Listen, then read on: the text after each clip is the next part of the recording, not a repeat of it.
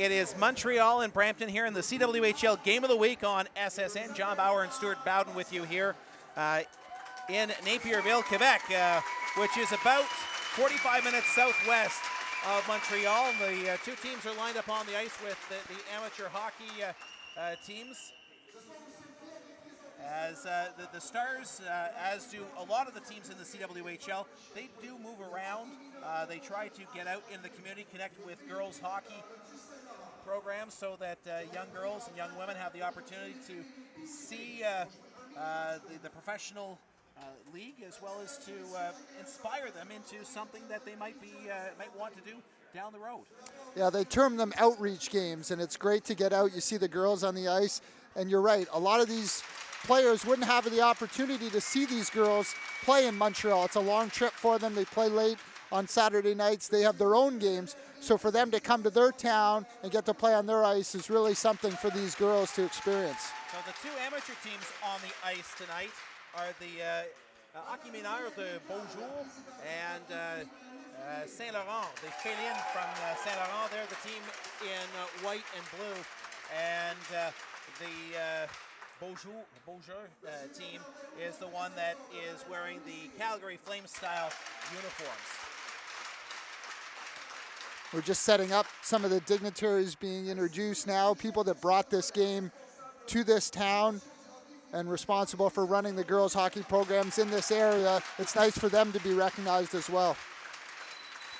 A reminder that this is the first game of two games between the two teams tonight and then tomorrow afternoon at the Ed Mahar Arena on the campus of Concordia University is Cathy Chartrand, the captain for the Stars, and Tara Gray are over taking the ceremonial face-off.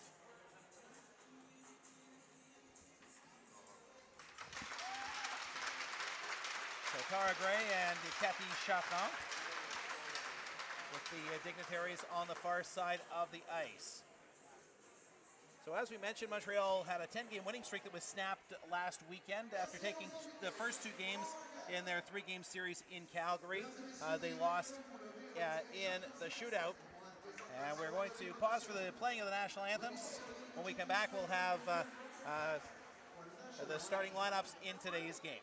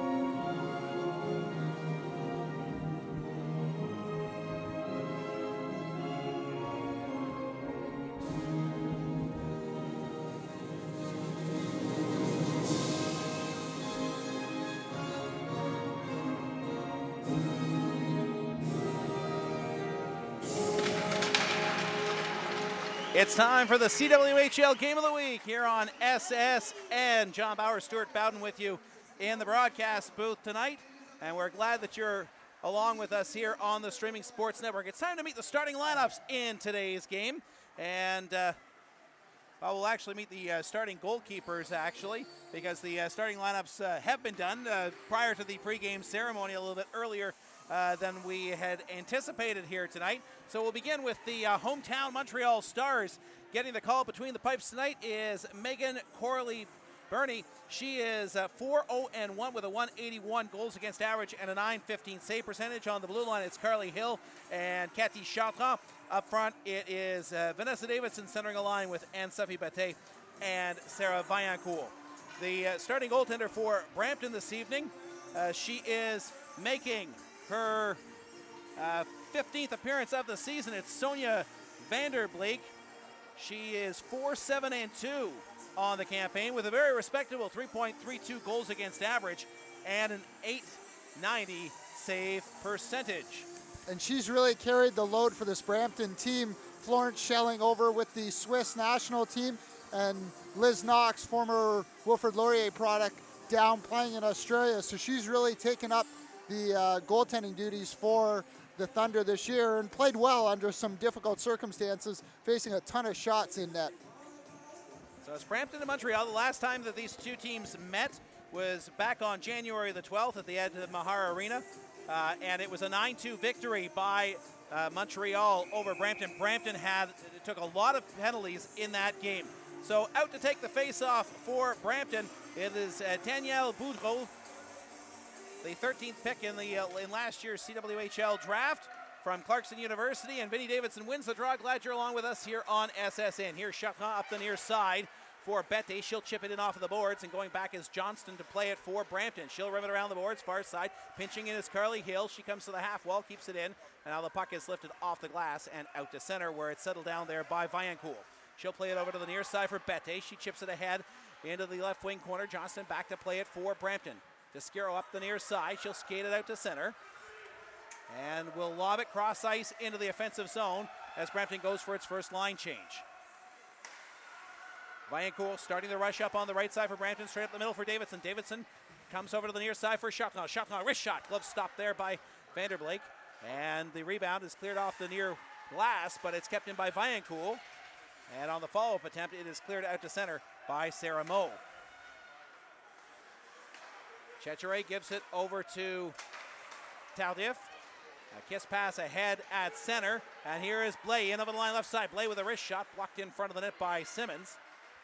And Moe will backhand it out to center. Pass Tardif, and it goes all the way down into the Montreal zone. Cwhl up the near side for Blais on the left wing. She spins away from the check of Jones, turns it over as French plays it back into the Stars zone. On the right wing side, that is Cassandra Dupuis. Dupuis drops it back to Cwhl. Cwhl dangling with the puck on the right side. Wrist shot blocked in front by Ledon. And Provo comes up with it. She turns the puck over, and Natasha Fryer plays it out to center.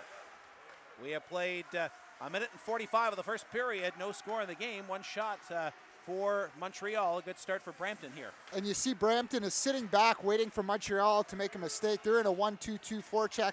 They're not going to put a lot of pressure on the puck. Morin in front, shot scores! Fanny Laforge will put it home. On the rebound, Noémie Marin, who did color for us a couple of games ago here in Montreal, picks the puck off in the slot and gets the assist. And everybody forgot about Fanny Laforge going to the front of the net, the former Ottawa UGG, and she was a goal scorer when she played in the CIS. You don't want to lose track of her on the ice. 2:01 is the time of the opening goal of the hockey game. It'll be Fanny Laforge, who picks up her 5th of the season. There should only be one assist on that, and that should be Marin, who is playing in her first game since having surgery last year.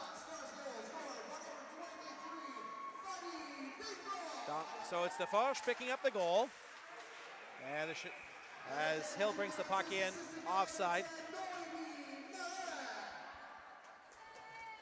So Marin picks up the only assist on the scoring play. So it is Laforge, her 5th of the season from Marin at 2:01 of period number 1. Again, Brampton sitting back, even though they're down a goal now early, still sitting back, waiting for Montreal to take the play to them. So Hill dumps it in on goal. And Nanji brings the puck up on the far side. It's lifted out to center. Now, Brampton, they are sitting in last place, but this is a team that has seen a lot of its key players not be with the team this season because they are preparing, or they're actually now in Sochi with the various Olympic programs. Yeah, you look on their roster, Jillian Apps is away, Jana Hefford, obviously, Courtney Burchard, Bailey Bram, who didn't make Team Canada, but now is playing overseas. So there's a loss as well. A centering pass from Chapron is tapped in on goal by Camille Dumais, but Vanderblake comes up with the stop and freezes the puck. 16:51 to go in the opening 20. It is 1-0 for the Stars. Provo will take the draw out there against Conroy. Simmons locks up her player in front of the goal. And coming up with it is Marie-Ève Provost. Back to the line to Chartrand. Left point now. She'll play it off the boards to Provost. And she lays the puck into the corner for Dumais. She'll bring it around to the far side. Here's Bocchia. Back to the line for Chartrand. Chartrand, wrist shot through traffic, knocked down. And the puck is corralled in the near corner by the Stars. Dumais plays it behind the net for Bocchia. Bocchia, far side, back to the blue line. It goes to Cwhl. Cech over the near side for Chartrand. Wrist shot through traffic. Stop. And the rebound is knocked wide by Provost as she took a stab at it. Chartrand, top of the umbrella. Left side now for Cwhl. She'll wrist it into the corner. Provost tries to play it back to her. It's intercepted by Kirk, and she will lift it out to center where it's knocked down there by Sarah Vaillancourt. On a delayed offside, the Stars bring it in, and the faceoff will come back in Montreal territory. The other thing, John, that you want to see Brampton do a little bit better is blocking out shots from the point. They don't mind giving up the shots from the point, but it's those rebounds that are going to be killer against them today. So first defensive zone faceoff here. And it's controlled by the Thunder. Ledone with a shot tipped in front. It went off of the stick of Vine, and it was tipped the wrong way. But Brampton, a good offensive zone faceoff win and a scoring chance off of it. Jones lifts the puck into the far corner. Vaillancourt back to play it for the Stars. She'll start the rush up, coming out from behind her out net. Left side now, straight up the middle, cutting over to the right wing side. Ahead for Davidson, but the pass was in behind Vinny, and she is offside. You see how quick Montreal can move the puck up the ice just like that, and they were right in at the far blue line. And Davidson not able to stay onside there as the puck put back in her feet. Danielle Brampton takes the draw for Brampton. As we mentioned, the 13th pick in last year's draft out of Clarkson. A pair of goals and a pair of assists so far this season for the Thunder. As Tara French plays the puck up on the near side. Boudreau gets it into Montreal territory as Tardif goes between the rings and starts the counterattack for the Stars. She'll play it in on the backhand, intercepted just inside the blue line by Bendis. And back the other way here is Skiro. Skiro into the line. The leading scorer for Brampton. She'll roll it behind the net. She's bodied off the puck there by Tardif. Good check there as Davidson now takes down Skiro. No penalty on the play as the puck is cleared out to center. These two teams played a very chippy affair back on January 19th here in Montreal. Brampton gave up 5 power play goals against in that contest, and they're definitely going to want to play a much more disciplined game here this evening. With the amount of firepower on this Montreal team, you don't want to be shorthanded against their top 5. Chartrand up the right side. Pass intended for Provo, went in behind her. Johnson back in her own zone to play it for Brampton. Penalty coming up here to Chartrand as she knocks down her player. That's Sarah Moe on the far corner. And it will be Montreal taking the first penalty of the game. A cross-checking call to the captain, Cathy Chartrand. An offensive zone penalty taken by Chartrand. She was trying to jump in and join the rush. And now a chance for Brampton to go on the power play, just operating at 10.4% on the season. Ideally, you'd want to be somewhere around the 25% area, so they're just below that. So something they want to try to get on to get back in this game and tie it up. Montreal scored 7 shorthanded goals this season, 87% efficiency on the PK, and a penalty coming up here to Brampton to even things up, a slashing call. As the stick was chopped out of the hands of Carly Hill. And not a great penalty to take just 9 seconds into their power play. A penalty out front where you knock the stick out of the defenseman's hand. And now 4-on-4 hockey, a lot more open ice in this small rink. Jennifer Kirk getting the gate for slashing. As you see the Montreal bench. And in the 4 picture was Noémie Marin, number 10, who is back in the lineup for the first time this season. Tardif with a shot through traffic, tipped in front, and it goes off of the glove of the netminder Vanderleek and into the far corner. Tara Gray plays it over to the near side, where it will be cleared off the boards by Simmons and out to center. The pass ahead for Pendleton. She's knocked down just inside the Montreal blue line, and it's dumped back in on the delayed offside by Simmons. Carly Hill starting the rush up for the Stars. Passes off to the left side for Dagenet. Dagenet up the middle for DeForge, just out of her reach. Jones comes up with it for Brampton and brays away on the far side of the counterattack. She'll roll it into the offensive zone as Brampton goes for a partial line change. 1:05 to go in the 4-on-4 situation. Here's Dashni into the line. Stood up there nicely there by Tara Gray. And it's cleared out to center by Vine. Marin, who had an assist on the first goal of the game, brings it in left side. Marin behind the net she goes, looking for somebody in front. Dumais in front with the pass, but the puck skips off her stick over top of the net. And Dumais continues to battle in behind the net with Nanji, who gets the puck over to the near side, and it is cleared just out to center ice. On the laid off side now, Brampton is able to regroup. 29 seconds to go in the 4-on-4 situation before Montreal will go to a 9-second power play. Nanji in over the line on the right wing side. Nanji tries to get it inside. She does! And a pass rolls over to Vine just out of her reach as she was standing alone in the slot. Chechere comes up with it for Montreal, and she will clear it out to center. As getting ready to step back onto the ice is the captain of the Stars, Cathy Chartrand. 1-0 Montreal. We played 7.5 minutes of the first period here in Napierville. Coup du Perret, the Concordia Stinger grad, starting it up for Montreal. Straight up the middle she comes as Montreal's power play is going to come to an end, and now has come to an end. It was a brief 9-second rush up the ice. And that kills your stats, John. Not any chance to get anything done, but it still shows up on the score sheet as a power play opportunity. Vanessa Davidson up the middle she comes. She has Vaillancourt on the right side, tries to go to her. The puck picked off there by Becky Conroy.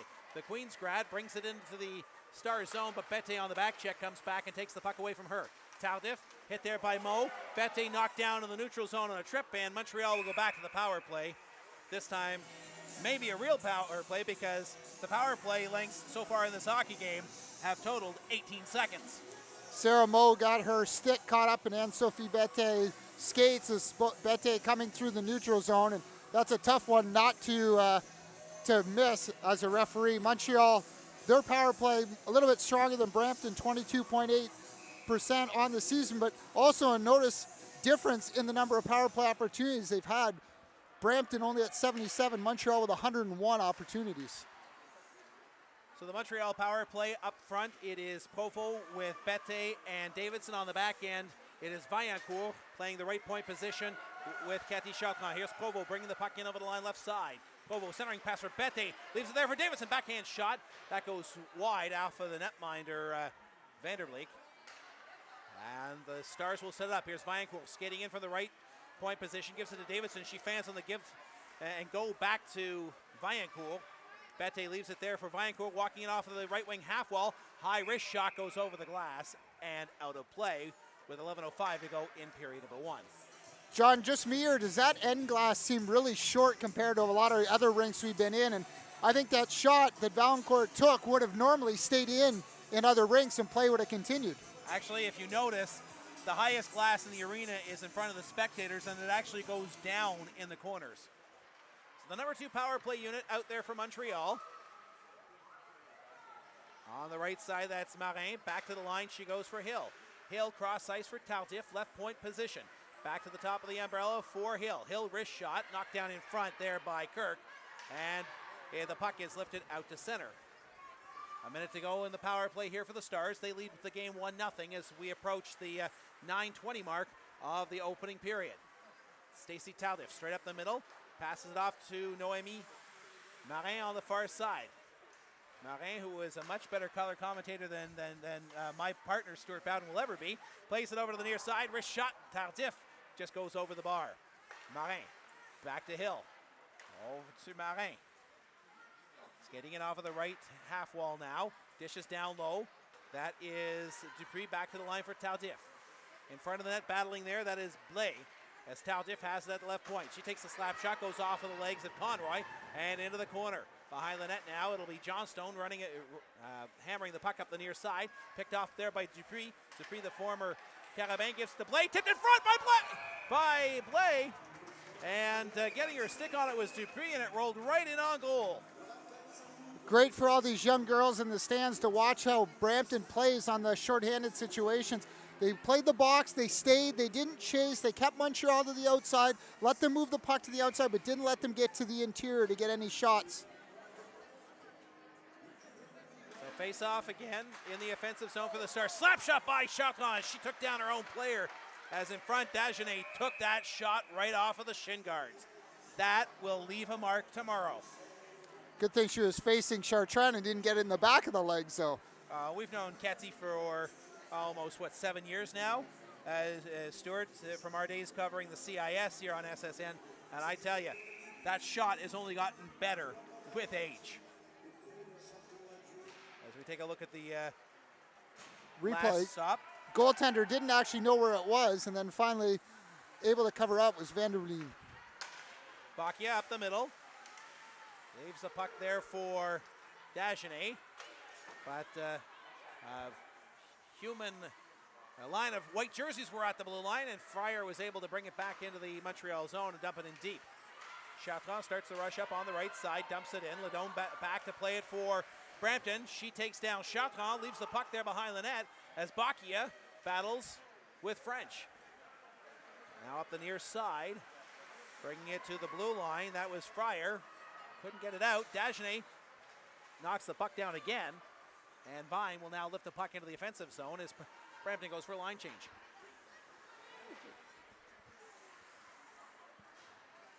Cwhl bringing the puck up at center, lifts it in. It bounces in, a goal! And that took a funky bounce in the blue paint. And Vanderbeek had to be astute to make the stop. Almost like she was a shortstop playing a ground ball on a tough infield. Didn't know which way to look for it to bounce.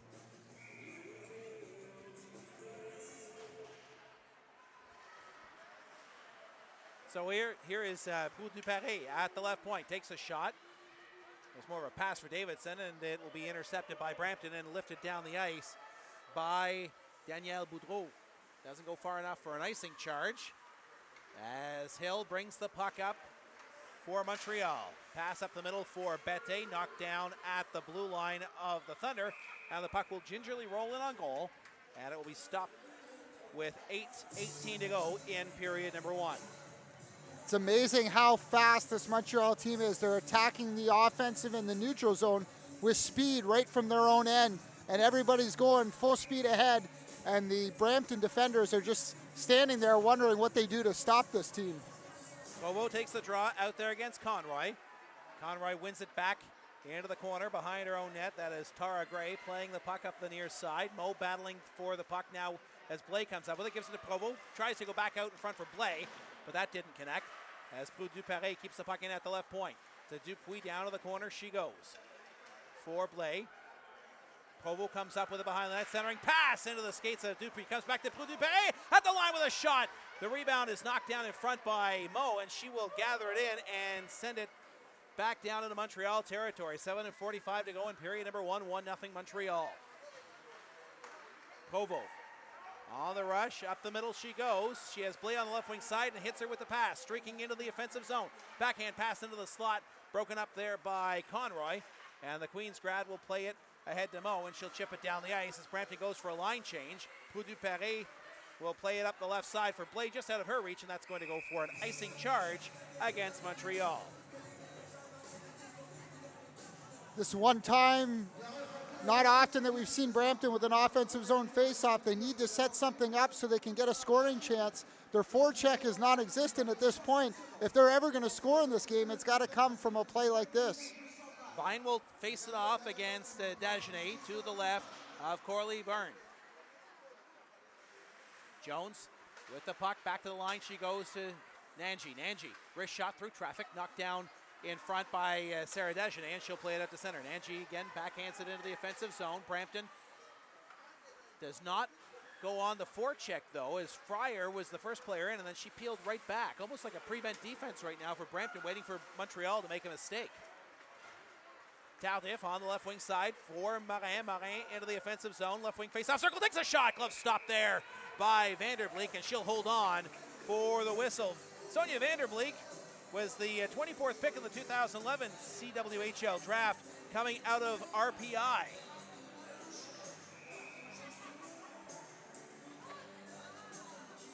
Still wearing the RPI logo on her helmet. A lot of players coming out of university still proud of where they went to school. Catherine Heron, the backup goaltender for the Montreal team, still has her Carabin de Montréal helmet on as well. Here's Tardif with a blast from the left point. And that is easily gloved by Vanderbeek because just as Tardif was taking the shot, it was like it was the parting of the Red Sea. There was a seam, a lane right to the net, and the goaltender had the vision of the puck right from the shot.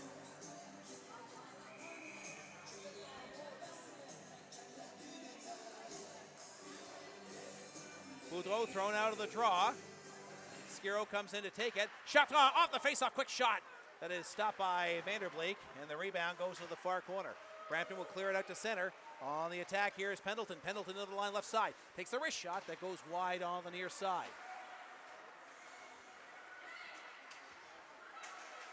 Dumais at center on the left wing. Powers the puck past Gray. And Dumais now down low. The pass goes for Emmanuel Blais. Back to shot, a slap shot tipped in front. Rebound is corralled by Brampton, and the Thunder will play it up to center ice as Skiro was trying to hit Pendleton, but she had decided to go for a line change, and now Montreal will ice the puck with 5:50 to go in period number 1. Surprised that was called an icing. On the far wing there was Jennifer Kirk, and she seemed to let that puck go by her. She had a chance to play it, but the linespeople for today's game gave her the benefit of the doubt, and the icing call and a face-off down in the Montreal defensive zone. Montreal is 8-0 at home this season. Brampton 0-5 away from the Century Gardens, so trying to pick up their first win on enemy ice tonight. Down 1-0 as Tardif has it in her own zone. She comes over to the left side for Chapman, straight up the gut for Bette. She tips it into the offensive zone and gives chase. She's around Simmons. Bette, first person to the puck, plays it in front of that. Backhand shot into the empty cage, it goes! A beautiful pass to Sarah Vaillancourt, and it's 2-0 Montreal. Bette started that whole play with her speed on the forecheck, forcing Brampton down deep, and again, Vaillancourt being left wide open in the front, in the high slot, and able to find the empty net as goaltender Vanderbleen down and couldn't cover the open half of the net. Vaillancourt's 10th goal of the season. And there's Bette's play. And a bouncing puck, and Vaillancourt able to settle it down and finish it off. So Bette beat Simmons to the puck, and she was able to center it out to Vaillancourt, who netted her 10th of the season. Ann-Sophie Bette picks up her 30th point of the season, the leading scorer in the CWHL. At the time of the goal, 14:32 for those of you at home keeping score of tonight's game. So it's 2-0 Montreal as we played 15 minutes here in the opening 20. Chetcheray in her own zone. She'll skate the puck below the goal line to start the rush up for the Stars. She comes out far side, now passes over to the near wing. Nice tip pass by Vaillancourt ahead to Bette, and the puck is deep into Brampton territory. Johnson on the far side will bring it out to center for Brampton. Backhand pass intended for Jones, knocked down there, and here comes Bette on the counterattack. Bette into the line, leaves it for Vaillancourt. Shot kicked aside into the near corner by Vanderbeek. Bette comes up with the rebound, skates it back to the blue line, tries to backhand into deep, but Pendleton comes up with it for Brampton on the steal. She'll play it on the near side for Fryer. Fryer will backhand it into the offensive zone as Brampton goes for a line change. Prou Duparé back in her own zone for the Stars. Comes straight up the middle, now cuts over to the left side. Pressure there by Boudreau, so she will curl back into her own zone and now give it to a streaking Chartrand, who comes right to left over to the near side. Chartrand loses a handle on the puck. Skiro and French battling with Chartrand for it, and Provo comes up with it as French played it ahead to the Montreal blue line with 3:50 to go in period number 1. Our first intermission, we will have an interview with one of the Stars players. Not sure if it's Vinnie Davidson or if it will be Cathy Chartrand yet, but two of the leading point getters in the CWHL. Skiro up the near side. She'll play it in the offensive zone. And here's Prou Duparé. Prou Duparé up the middle for Blais. It's batted back down into Montreal territory with 3:20 to go in period number 1. Here's Chartrand. Chartrand straight up the middle. Chartrand. Left side lifts the puck in off the end boards. Blais gives chase. Gray back to play it far side for Brampton. Here's Sarah Moe up the middle, off the stick of Kirk, and the puck will be backhanded down the ice, not far enough for an icing charge, as there are 3 minutes to play in period number 1. Again, Brampton sitting back, Montreal coming in full speed. Maybe that's Brampton's idea today, is wear Montreal out just by allowing them to skate double what Brampton has to skate. Marin coming out of the near corner, back to the half board she goes to Carly Hill at the point. She dishes down low for a curling Dagenet. Dagenet back to the line, right side, Talia for the blast that goes just wide. And the puck will be skated out to center by Mo. Now DeForge on the counterattack again for Montreal. Rolls it in for Marin. It was just in behind her. Battling there is Tara Gray. And up with it is Fanny DeForge. Back to the line for Hill. There's a big battle going on in front of the net between Simmons and Marin as the puck comes out to center. 18 minutes gone by here in period number 1. It's 2-0 Montreal on goals by Fanny DeForge and Sarah Vaillancourt. Vaillancourt, the aforementioned player, brings it in the left side, gives it to Bette. Bette drops it back for Vaillancourt. Skating in off the left side. There was a mass of white jerseys in front of the net, and she was unable to get it through. Here's Fryer back on the counterattack for Brampton. In over the line. She stood up there by Chapman, but the puck lays loose. Jones tries to get her stick on it, but the puck rolls over to the far side. Nanji is hit at the blue line, and Bette comes away at center, but a penalty is coming up here to Montreal, and it's going to be for body checking. Naja able to draw that penalty by keeping the puck in the offensive zone. The first time we've seen a Brampton D actually pinch down low, and she got run into right at the blue line. And finishing up the first period will be Brampton on the power play, a chance to cut the lead in half heading to the dressing room. And here's the penalty. Big body check just inside the blue line by Vinnie Davidson. So Brampton goes to their second power play. Hopefully it'll last longer than 9 seconds. Boudreau with a drive. It goes off a Skirrow in front. Now the rebound is sent in on goal as the puck squirreled over to the near side. And coming in off of the right wing corner was Ashley Pendleton. Corley Byrne, who hasn't seen a lot of action for the first 19 minutes of this game, now all of a sudden a late power play, and she's got to be ready to hold her team in. Skirrow wins the face-off, back to the line. Kirk gives it to Boudreau. Boudreau to Skirrow. Her backhand pass intended for Kurt is knocked down, and it's batted down the ice. Boudreau back in her own zone. Gives it on the far side to Bendis. And starting the rush up, here is Boudreau. A minute to go in the first period. Brampton on the power play. Dupree on the forecheck as Dagenet brings it into the offensive zone, and a penalty coming up here, I think, to Pendleton of Brampton. As she puts her hands on her heads, and not what she wanted to do is take a penalty when they had the power play. It's going to be a body checking call. Some discussion heading to the penalty box. And I believe it's not Pennington that's going off. It's going to be Skirrow. Yeah, the leading scorer for Brampton with 10 points so far this season picks up her 10th penalty minute. I'm still trying to figure out where the call was, where the body check was. She may have tried to run a pick, and they got called as a body check instead of interference. Taldif, if that's the case, then you're right, because there was a pick thrown on the near side. Here's the puck in front of the net. Blay tried to play it through for Hill. She could not get her stick on it. And with 30 seconds to go in the period, the puck is played down the ice, and it will be an icing charge against Brampton. Vine forgot she wasn't penalty killing and sent the puck down the ice, and that's going to force a faceoff back in the defensive zone. One of those things you got to remind yourself when you're 4-on-4 not to ice the puck.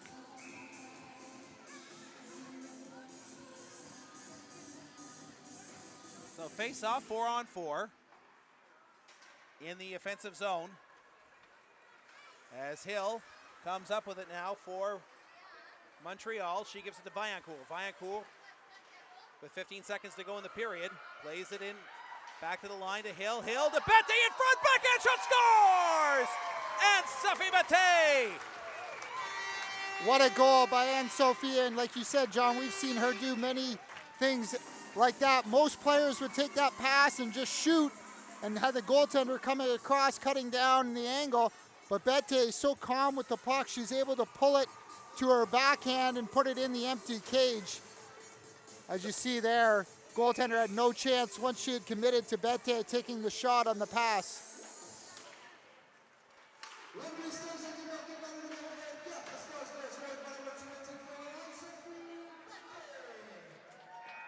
So that's the end of the first period. And with that, Montreal takes a 3-0 lead to the dressing room on a shorthanded goal by Ann-Sophie Bette. 4-on-4. 4 on 4, excuse me, you're right. Same as Tara Vine, thinking that she had the shorthanded situation. We're going to go down and speak with Cathy Chartrand, the captain of the Stars, in just a moment's time. But Stuart, your thoughts on your impression on the first period of play? Well, Montreal with a very, very quick period. Brampton sitting back, again being very passive on their forecheck, allowed a lot of the Montreal chances. And again, skill, just the difference so far in the first period.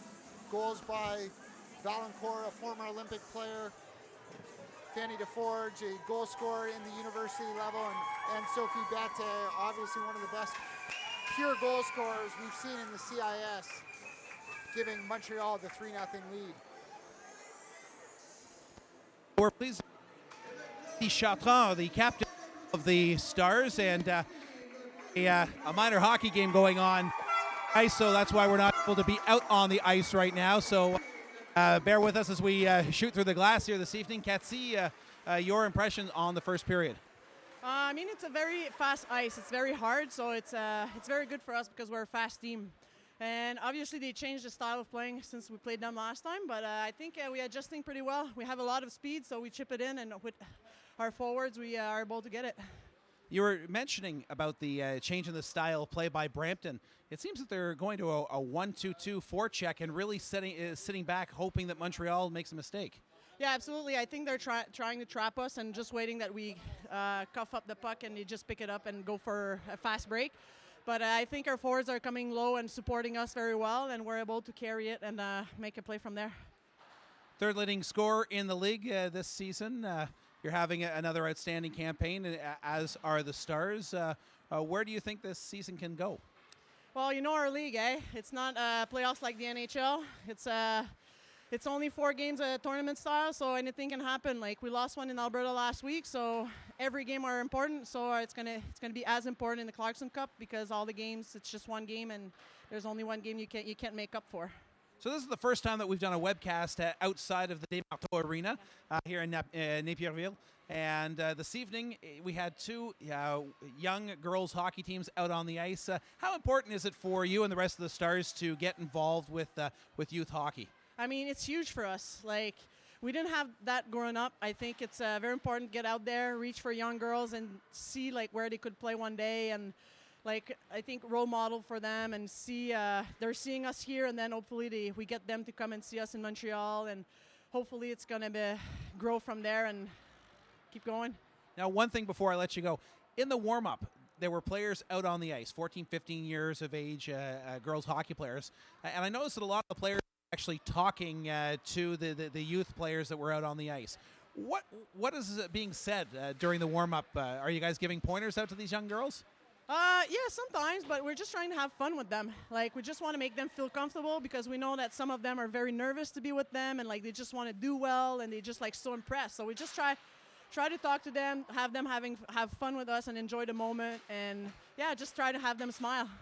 Well, Cathy, thank you very much for your time today, and we'll speak with you again soon. Thank you. Cathy Chartrand, the captain of the Montreal Stars, who lead this hockey game 3-0 after 20 minutes of play here in Napierville. Stuart Bowden, who's back up in the booth, you had mentioned that you thought that Brampton was kind of sitting. Confirm that it's a team that was sitting back in the first period and changed its approach to the last time that these two teams played by going to a 1-2-2, kind of a trapping system. Yeah, that was very easy to see, John, as we watched the first period. It'll be interesting in the second period if we see the change by Brampton. Now they know what they're up against in Montreal. They hadn't seen each other for not a long period of time, but over a course of time, teams change the way they play. So we'll see if Brampton changes things up. The problem is they're down 3 goals, so if they open it up, they make them susceptible to more goals being scored, and this game could get out of hand very quickly. Well, we're going to take a quick time out and come back in a few moments' time with a video package, taking a look at the statistics in the CWHL, the standings, and where we are as of today. We'll be back in just a few moments' time. It's 3-0 Montreal leading the Brampton Thunder. You're watching the CWHL Game of the Week on SSN.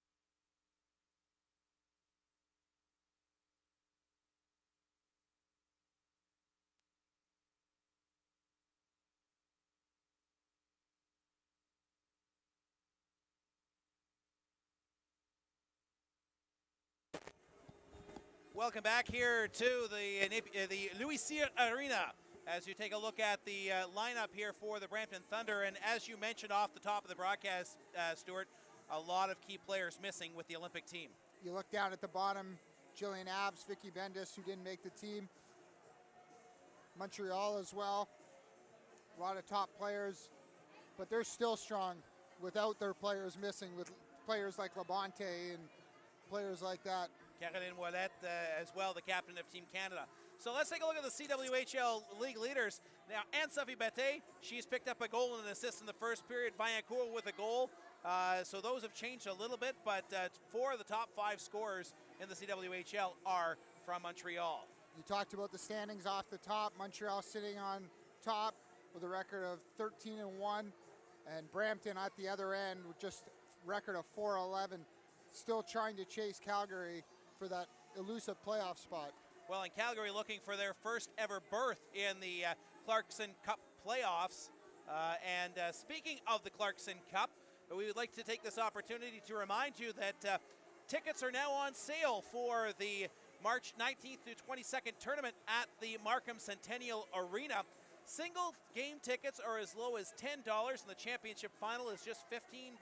But if you want to come out and see the entire tournament, the tournament pass is an incredibly, ridiculously low price of just $70 when you consider that I paid like $200 to go see the Canadians a couple weeks ago and the Leafs $150 the week before. So, and you'll see better hockey than what you saw there. I went to the Capitals game where the Canadians at one point in time had given up 4 goals and only had 4 shots on goal in the hockey game. So you're exactly right, Stuart. You're going to see outstanding women's hockey action, the best in the world outside of the Olympics. And even then, I would narrow that down to outside of seeing Team USA versus Team Canada playing in the gold medal game. The game today, I watched Switzerland against Canada, and it seemed very slow, where here we're right on top of the action, and this game is fast. And some of the CIS championships, I've been down at ice level calling a game, and it's quick.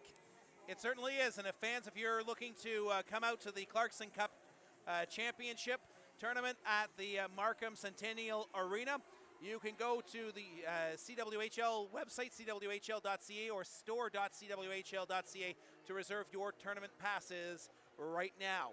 A reminder that the Stars' next home games are on the 8th and 9th of March against the Boston Blades. And on the 8th of March, the Saturday night game, that is the annual game to raise funds for breast cancer. So we strongly encourage fans in the Montreal area to come out to that game. And don't forget that tomorrow afternoon, the Stars will be hosting Brampton in the second game of this weekend set at the Ed Mahar Arena on the campus of Concordia University.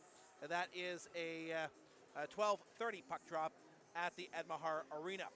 Another exciting announcement for the Stars is that there's a free conference on women's hockey on Wednesday, February 19th. It's you'll be able to come out and also participate in the practice session of the Stars at 8:40 p.m. So you'll have an introduction to the Stars. There'll be analysis and correction on technical aspects of skating, led by Danny Brunet, the head coach of the Stars. Why choose women's hockey? Philippe Trahan will be there. He's the assistant coach of the Stars. And prospective future players of elite hockey will have a chance to meet with Sarah Vaillancourt, a 2-time gold medalist with Team Canada and world champion. So if you're looking for more information on the conference evening for the Montreal Stars, check out the Stars website at montreal.cwhl.ca, or you can call 514-772-1585. That's 514-772-1585 to register. Should probably be something I look into, John. You've seen me skate and play hockey. Coach. Maybe I should take part in that. Now, the folks on the CWHL Game of the Week may not know that you and I have been broadcasting hockey games together at the university level dating back to the University of Windsor. where your sister was a much better color commentator than you were, but I still managed to keep you around doing TV and radio with me back down there. Which I'm very appreciative of. And then, of course, you went to Ottawa. You coached with Shelley Coolidge and the GGs. And then when I followed you to Ottawa, we reformed our team together, covering CIS games, several national championships together, hosted Women's Hockey Weekly. So if there's a little bit of friendly banter from time to time in the broadcast, that's why. So for those of you who may not know who the two yahoos who are speaking tonight to you, we have been doing women's hockey broadcasts for about 15 years together. So that's why there's a little bit of familiarity as we start 4-on-4 to start period number 2. And that will be for the next 30 seconds before Montreal will go to a 37-second power play. So Noémie Marin will take the face-off there against Lindsay Vine. And we're underway in period number 2 with Montreal leading by 3. Cathy Chartrand back in her own zone. A little bit of water on the ice because of the amateur game at the intermission. So we'll have to see if that has an impact in the first couple of minutes on the puck. DeForge in the slot. She's taken off the puck by Gray. And the puck goes over to the far side. Settled down there by Noémie Marin. Back to the line. Chartrand's wrist shot goes all the way through. Marin with a rebound, and she puts it just wide of the mark. Here is Carly Hill coming in for the right point position as the Stars go to the power play. Vinnie Davidson comes back onto the ice. Here's Chartrand. Over to Hill. Back to Chartrand. She takes a slap shot. Glove stop there by the netminder Vanderblake, and she'll hold on for the whistle. You see how playing together helps, though, as Hill and Chartrand switched, so they were on their one-timers. Hill fed that pass across, and Chartrand stepped into that slap shot as we talked about in the first period. And good thing we don't have a radar gun on it because it'd be over 3 digits, I'm sure. Well, we always said when she was playing for McGill that she had a harder slap shot than a lot of men's hockey players. So, as I said, I think it's gotten only stronger with age. Here's Vaillancourt. Comes across the top of the blue line, gives it to Vinnie Davidson. She's to the top of the umbrella now. Dishes to Vaillancourt, to Cwhl, back to Vaillancourt in the right corner, back in front. Bette backhands it to Davidson, and she'll put it on goal. But the netminder Vanderblake is there to hold on for the stoppage in play. No rebounds on this power play. Stars starting to get a little too fancy, though, trying to make that extra pass. Bette in front, could have taken that shot, but decided to feed it down low to Davidson. So the number 1 power play unit remains out there is Bette, Davidson, and Vaillancourt. Cwhl and Tardif on the blue line as the penalty to Skiro has expired. Cwhl, long shooting, kicked aside by Vanderblake. And here's Mo up the far side. She'll ice the puck. Is it going to have enough legs to get there? Yes, it does. No, it's been waved off after the puck crossed the goal line. So Montreal starts the rush back up here. Tardif ahead for Bette. She'll tip it into the corner. Mo on the far side, sealed off by Bette. Bette to Vaillancourt behind the net. Tries to come out in front. Now goes to the forehand with a high shot over the net. Mo into the far side. She'll play it to the line. Cwhl keeps it in for the Stars. She'll bank it off the boards. It's intercepted there by Bendis. Bendis up the wall. Davidson steals. Here's Vaillancourt into the slot. Wrist shot. Blocker stop. Rebound scores! Bette picked up the short rebound that may have been about 2 inches from the pad, and nets her second of the game. And that was something you had just mentioned in the power play. No rebounds. That's what happens when you leave a rebound in front of an All-Canadian like Ann-Sophie Bette. She picks up her second of the game.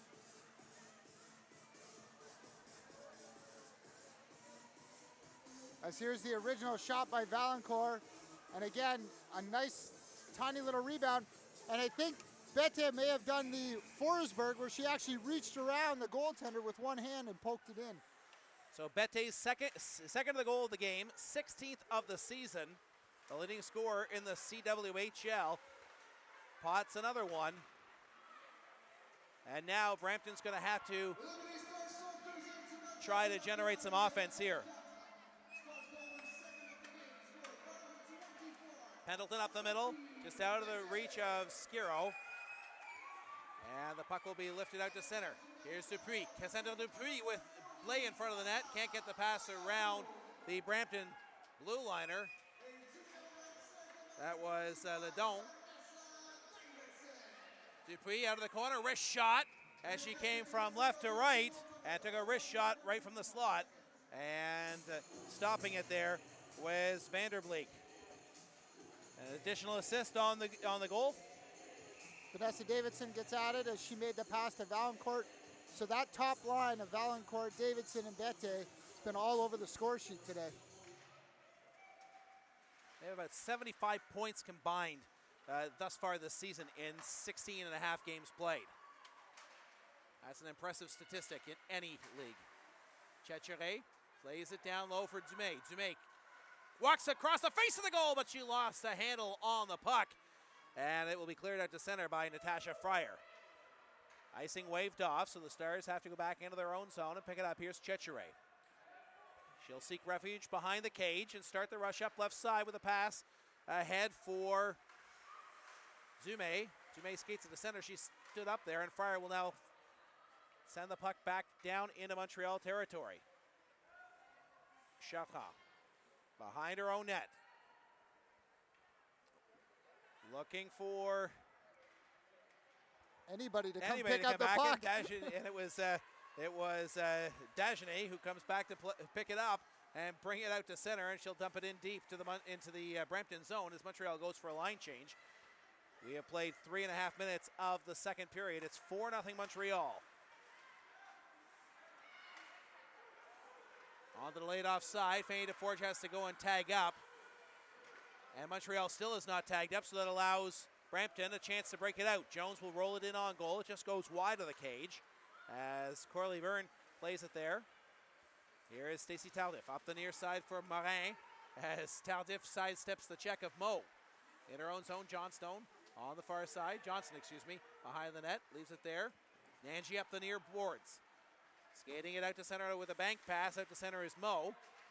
Bothered there by DeForge. Blay brings it back into the offensive zone. She loses a handle on the puck, and it's cleared back out to center where Carly Hill has it. She'll play it back into her own zone for her former McGill teammate, Stacey Tardif, up the far side. And the puck will be lifted into Brampton territory as Montreal goes for a line change. Kirk tips the puck down the ice, and an icing will be charged here against the Thunder. The last two pucks that have gone down the ice have been waved off on icing. I was waiting for that one to get waved off and play to continue. The flow, that's what we love about the women's game too, is the flow of the game. Most of our games finish in under 2 hours, and that's just because of the speed and how quick these players move the puck. You saw Montreal, just one-touch passes all the way up the ice. Reminder, Montreal Stars fans, that tomorrow afternoon it's a CIS CWHL doubleheader at the Ed Mahar Arena. Come on out and cheer on the Stars as they take on the Brampton Thunder at 12:30, and then at 3:30 it is the McGill Martlets taking on the Concordia Stingers in the Battle of Montreal in CIS hockey. So 2 games, 1 low price at the Ed Mahar Arena in West Montreal tomorrow. And McGill could be looking for some revenge as they lost on Friday night to the University of Montreal. First time they've lost all season in the CIS. And I wonder if there'll be any type of shakeup in the top 10 now. Maybe see Montreal go from 2 to 1. Laurier Golden Hawks also got beat by our former school, the Windsor Lancers, so it could be a shift, as you mentioned, all over the top 10. Skiro will hammer the puck in deep. Vaillancourt behind her own net. Starting the rush up on the near side. She'll go straight up the middle now and cut over to the left wing side. She has Bette with her and Davidson as well. She tries to play it over to the right side for Davidson, but it goes off of Johnston to the far side. Bette now tries to sidestep a check of Nanji. Nanji and her battling for it. Nanji will bring it out to center. That's Vicky Bendis who brings it out to center. Here is Jones now. Tipping it into the offensive zone. Claude Duparé over to the near side for Cathy Chartrand. Straight up the middle for Davidson. Kiss pass over to the near side intended for Vaillancourt. That is batted away by Johnston as Claude Duparé goes back into her own zone. Vaillancourt goes for a line change, so the Stars trying to change things up. Fine with a steal with a slap shot, and it goes off of the blocker of Corley Byrne and wide. And having some time to walk in there possibly was Vine. I think she realized as soon as the puck was on her stick, get rid of it, where she could have taken a couple steps in and increased her chances of scoring. Chartrand with a backhand dump into the left wing corner. Dupuis on the forecheck. Chartrand follows up and steals it away from French. But Jones comes in, takes it away from her momentarily. Blay at the left point. Emmanuel Blay tries to play it to Chartrand, but it goes off of the stick of French, and Montreal will have to go back into their own zone as Claude Duparé retreats below the goal line with 13 minutes and 40 seconds to play in the second period. Montreal up by 4. It is 4-0. Dupuis gets to the line, but Ledon turns her back the other way. Turns her back the other way. Conroy battling for the puck at the blue line. On the near side, Dupuis comes up with it. Ledon forces the puck back into Montreal territory, and Provost starts the rush up on the right wing side for Dupuis, who stood up just inside the blue line. She is hammered by Ledon. And Provost has it, and now the puck is touched by Kirk, and a body checking penalty going here to the Thunder. And Ledon trying to come across and close the gap and stepped into the Montreal player with a little too much force.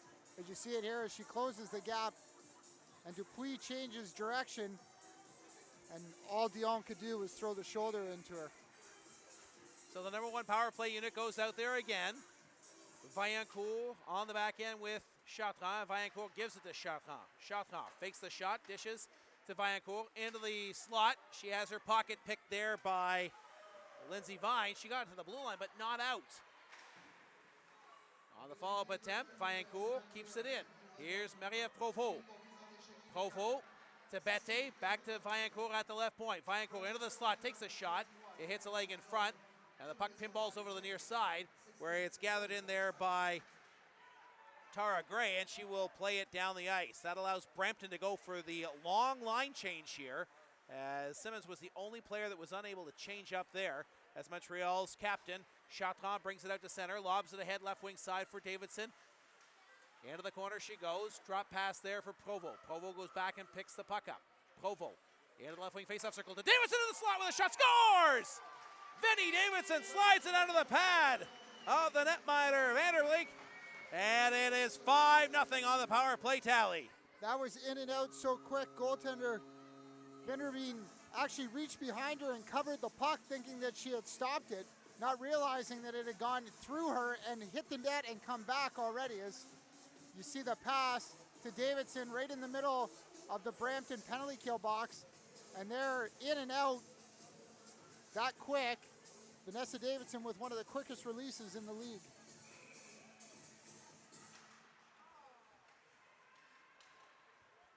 So Vinnie Davidson picks up her 6th goal of the season on the power play.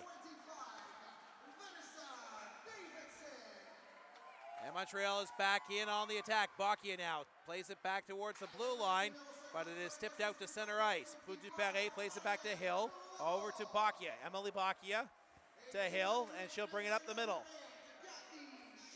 Dagenet now dishes Dumais into the slot, takes a shot, hits the leg, and goes just wide of the mark. So the Stars continue to pour it on, up 5-0. Here's a centering pass. It goes off of a skate, and Kirk will play it ahead at center now. That is Mo backhanding into the offensive zone. 5-0 Montreal, as we have played 8.5 minutes of the second period.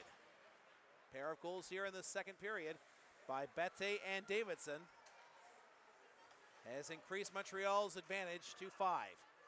Speaking of Bette, she spins up and plays it into the offensive zone. Montreal goes for a line change as the puck was right in front of their bench as the players came over the boards. Hill will dump it in deep, and now she'll go to the bench. Fryer ahead to Vine, left side. Lindsay Vine just out of the reach of Jones as Tardif goes back in behind her own net to play it to Cwhl. Cech starts it up on the left wing side. She goes wide to the outside, tries to play it for Morin. She gets the puck, sends it in on goal, and a kick save. Puck comes over to the near side, and it's out to center. Here's Tardif backpedaling towards her own blue line. Vine with an attempted steal there, almost got her stick on it, as Fanny DeForge now has it on the right side at center for Montreal. Puck locked up against the boards just in front of the red line here, as Bette has her stick chopped up by Jones. Skiro stands her up inside the blue line, and back comes Brampton the other way. Vine will lift it into the offensive zone, but it's settled down there by Cwhl. Cwhl to Bette, left wing side for Marin, just out of her reach, and she will catch up to the puck and play it in deep as Montreal goes for a line change, as we have now hit the midway point of the hockey game. 5-0 Montreal. Dupuis behind the net. Comes out far side. To the half boards now she goes. Dishes to Poudou-Perret. She's knocked down by Skiro. Dupuis comes up with it. Plays it to Blais. Blais comes in front with a pass to Provo. That's broken up as Provo got the stick out on her adversary, number 34, Ashley Pendleton. And now Brampton has too many players on the ice as Vine was going to the bench, and the pass went right to the Brampton player, Boudreau. Now, given that was right in front of the bench, Stuart, should that not have been just a stoppage in the play and a face-off at center for an illegal substitution?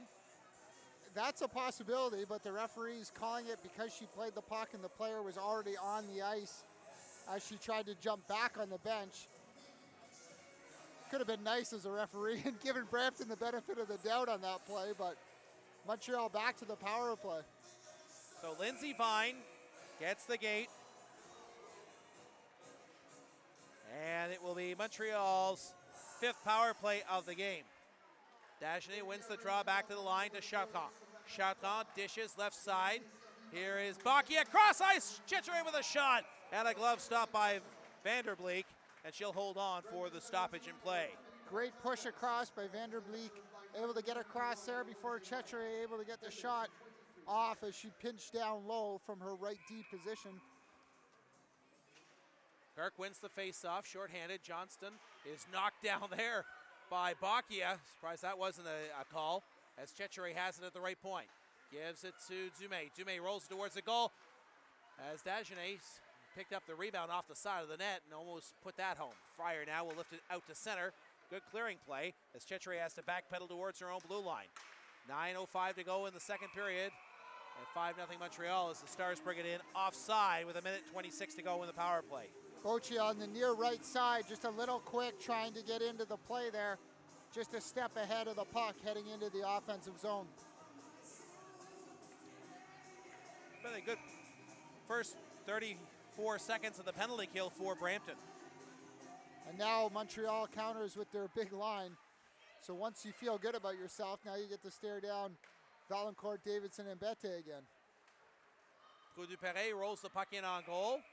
And Vanderbleek takes no chances. She'll hold on for the stoppage in play. Especially in the second period with that long change, as you mentioned. You want to give your team as many stoppages as you can to get a line change in instead of having to do it on the fly. Reminder that tonight's game is coming to you from the Arena Louis Cyr in Napierville on the south shore of Montreal. Louis Cyr, in case you don't know the legend, he is a legendary strongman who back in the late 1800s, early 1900s, was the strongest man in the world. As the puck is hammered back down the ice, 50 seconds to go in the power play. And that, your fans, is your Know Your Quebec Geography tip for the day. And a great little venue here. Outside, they have an outdoor rink, kids out skating on it with the lights on and the snow coming down. Really brings you back to the roots of the game, and now getting to see it at the top level here indoors. And a great crowd on hand tonight as Montreal moves it around to the perimeter. Here's Davidson with a slap shot. Goes off of the pad of Vanderbleek and right into her glove. She'll hold on with 8 minutes to go here in period number 2.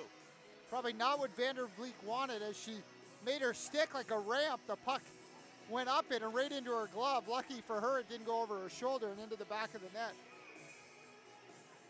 23 seconds to go on the power play.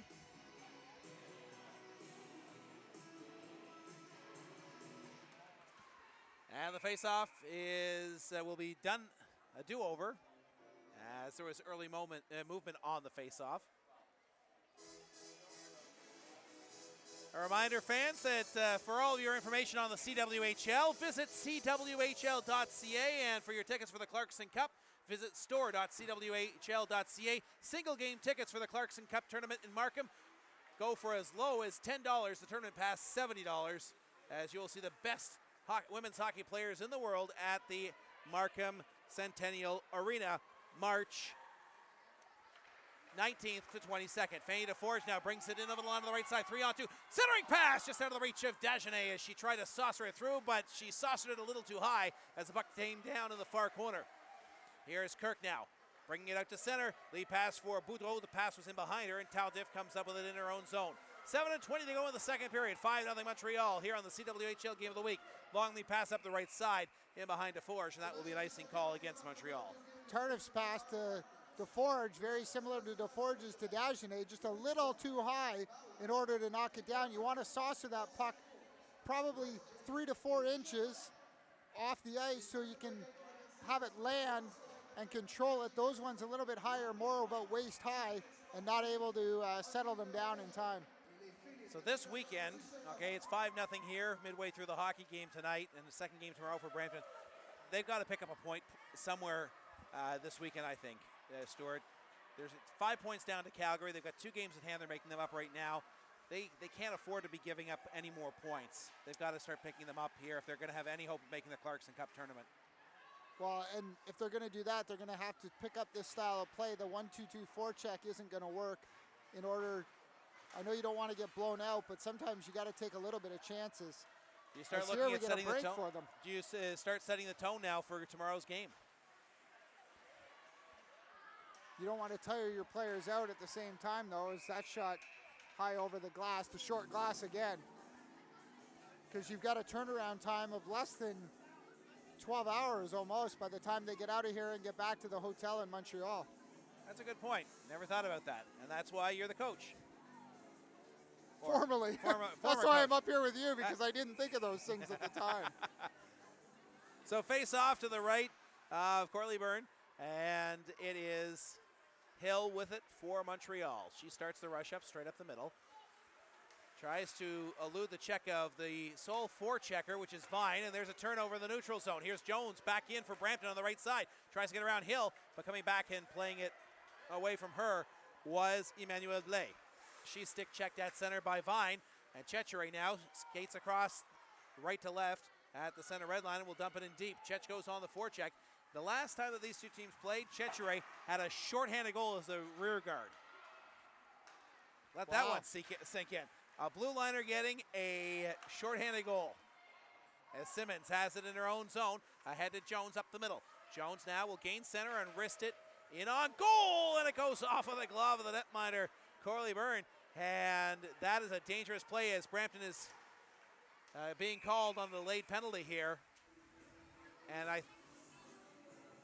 it's a slashing call with 5:37 to go in the second period.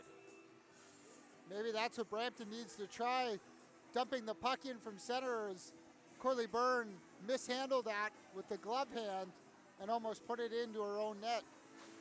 Jess Jones, the third pick overall in last year's draft out of Mercyhurst College in the States, goes to the box for slashing. You talk about that. Chester Gallant, who was playing for the Belleville Bulls in the playoffs, his team down 2-1, game number 4 at home. 15 seconds to go. The Plymouth Whalers win the faceoff in the defensive zone. Send a Hail Mary down the ice. He decides to do the hero trap, knocks the puck into his own net, and Plymouth wins in overtime. As Boudreau is down in behind the play. She embellished that, and referee Liz Mantha did a good job not to call that. Boudreau trying to get an even up call there. Dumais in on the right side. Montreal on the power play. Back to Prou du Perret. Over to Chartrand. Chartrand, top of the umbrella. Slap shot goes off of Vine and wide. And gathering it in and hammering it down the ice, that was Tara French. 5 minutes remaining here in period number 2. 5-0 Montreal. They're on the power play for the next minute 20 or less. Here's Bette straight up the middle. Bette to Viancourt, right side. Viancourt goes wide into the slot with a shot. That was Bette that goes off of the blocker. Vanderbleeken wide. Prou du Perret at the right point. Can't keep it in as backhanding it out to center. That was Fryer. Chartrand on the left wing side to Bette. Bette with Viancourt in the slot. Gives it back to Bette down low in the left wing faceoff circle. She'll take it below the goal line now. Bette behind the net. Pass over to Viancourt. She walks out in front. Gives it to Bette. Tries to go back out in front for Viancourt. But Angie breaks that puck up. Here's a centering pass and a shot by Viancourt that just went over the bar. And now the puck will be played down the ice by Natasha Fryer with 33 seconds to go in the slashing penalty to Jones. 4 minutes and 10 seconds to go in the second period as Montreal is going to commit the cardinal sin of hockey, an icing on the power play. Brampton's got to try to have more active sticks on the penalty kill. Montreal able to get inside the defensive box that Brampton set up, and that's how they're getting these one-time shots that have resulted in a couple goals and a couple almost goals, as Vanderbleek able to shut the door a couple opportunities. 20 seconds remaining in the minor penalty to Jones. 5-0 Montreal with 3:55 to go in the period. Cwhl, who committed the icing, plays it ahead to Deforge. Fanny Deforge, who opened the scoring at the 2:01 mark of the hockey game, gets it into the offensive zone, but Kirk will send it down the ice, and that will do it for the penalty to Jones for slashing as she steps back onto the ice. Deforge on the right side, banks the puck off the boards and gives chase as Brampton will play it up the near wall. Kirk gets it up to center, 3-on-1. Backhand pass on the far side for Jones. Jones has Kirk going towards the goal. Feather pass, Kirk to the goal. She scores! That was a delightful rush by the Brampton Thunder. And Kirk obviously learning from Ann-Sophie Bethes as the pass came across. She didn't shoot. She waited for goaltender Corley Byrne to slide across and then pivoted and went to her backhand. As we pick up the whole rush here, the 3-on-1. You see Kirk at the bottom of your screen heading to the front of the net. The pass comes across from Jones, and Kirk could shoot right here, but instead she pulls it to her backhand and beats Corley Byrne with the deke. 16:44, the time of the goal by Kirk. And for Kirk, that is goal number 1. Surprising for her, 13 games played with skills like that. You thought she'd have more than that on the season.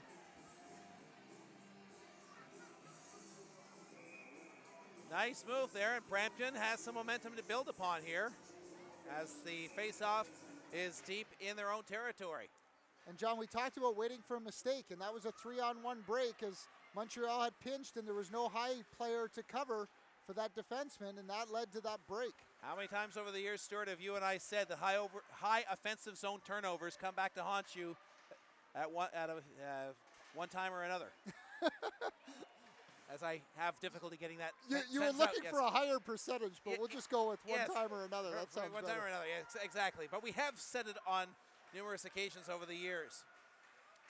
That F3 is so important when you draw up your game plan. Here's another opportunity. Skiro on the left side. She's got Pendleton going towards the net. Takes a shot through traffic as Tardif was acting as the screen, and the shot just missed the far post.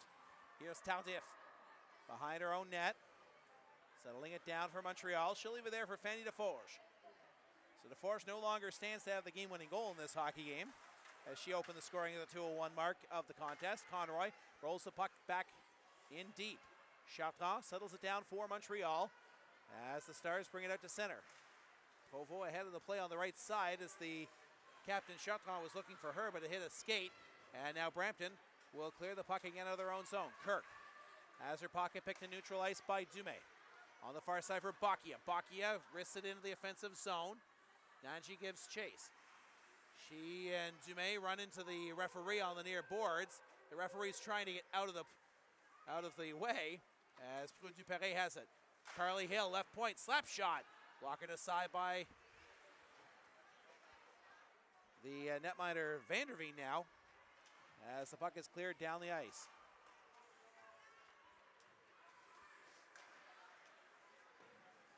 Up the middle, Carly Hill with 1:15 to go in the period. She plays it into the right wing side. Puck is played over the far wall. Vaillancourt had the puck roll off her stick. Fryer tried to get it towards the blue line. On the follow-up attempt, it will be gathered in by Brampton's Jones, the goal scorer, and she'll get it at the center. Inside a minute to go in the period. Here is Bette. Bette in over the line, feathers it through for Davidson. Davidson stood up there by Nanji, and the puck will be rolled up the near boards. Vaillancourt with it.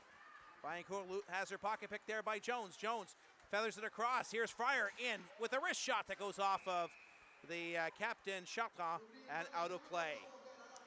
Another opportunity for an odd player rush for Brampton, and Montreal starting to get caught more often than they were the first period and a half, so Brampton able to take that into the dressing room and game plan for that coming back out in the third period.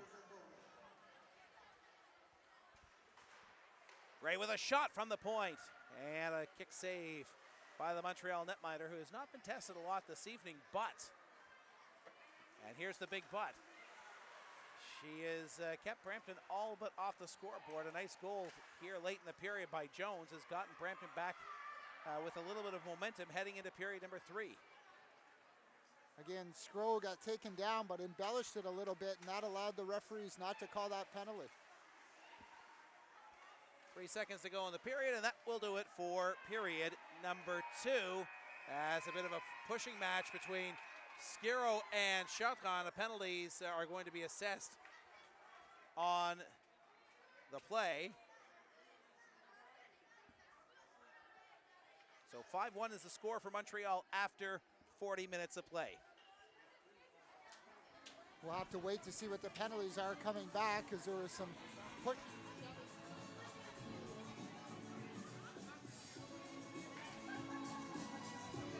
So it's 5-1 Montreal here after 40 minutes of play. And we're going to go and grab Danielle, who is the leading point getter for the Brampton Thunder here, as our intermission guest. Stuart, your thoughts on the first 40 minutes of the game? Well, we're just taking a look at the end of the period of Chartrand and Cwhl, who John's heading down to interview, and may have some comments on what happened there at the end of the period. And we'll have to wait until we come back out in the third to see how the penalties are assessed. But Chartrand not happy about being given that extra shot in the high slot right at the end of the period. And we're just waiting for Danielle had gone into the locker room, so we'll be getting her in just a moment's time as Laurie Dupuis to get her leading score for our interview here after 40 minutes of play. You'd mentioned Laurie Dupuis, John, the general manager of the Brampton Thunder and former national team player. You see how a lot of these players are giving back now in some form as coaches or general managers or in the administrative role, and that's great to see. Well, it certainly is, Stuart, and you know, this is the whole thing that Caroline Ouellette, who's the captain of Team Canada right now, is an assistant coach Stingers in the CIS, and we're seeing more and more of the former players not only at the Olympic level but also in this league being involved. As we're pleased to be joined by Ms. Scarrow right now, and your thoughts on the first 40 minutes of play, maybe more the last 10 minutes of the second period, where Brampton seemed to get some scoring chances. Yeah, I think the system we're playing, has the ability to wear a team down like this. And over the course of the game, like you're seeing, we're going to get our chances. Didn't work out as well as we had hoped in the first period, obviously, but from here on out for us. So right now it's just a matter of sticking to it and trying to perfect it. So.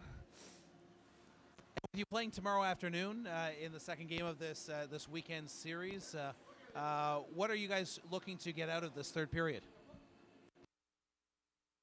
This is the first game that we've been playing with this system we're doing, the passive and neutral zone. So, just keep working on that. Regardless of the score, just stick to the system we're playing, and it's going to help us down the stretch. So, just try to keep the game close and let them know they're in front of. So when you say that you're looking, you've got a new defensive system in play.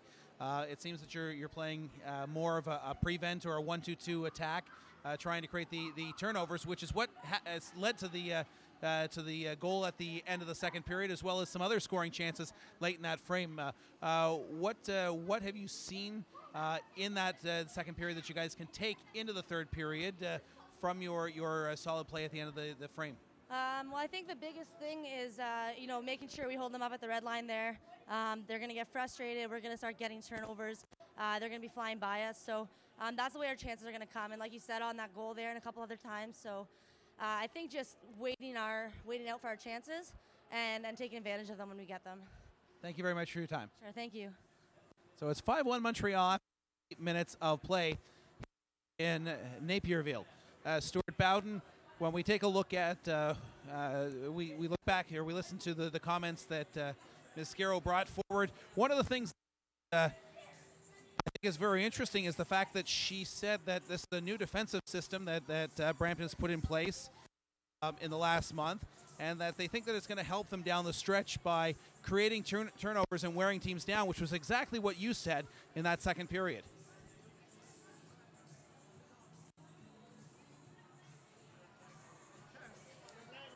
John, you have to analyze the kind of team you have and determine what system you're going to play. And obviously, Brampton at the beginning of the year playing a regular aggressive forecheck wasn't benefiting their team.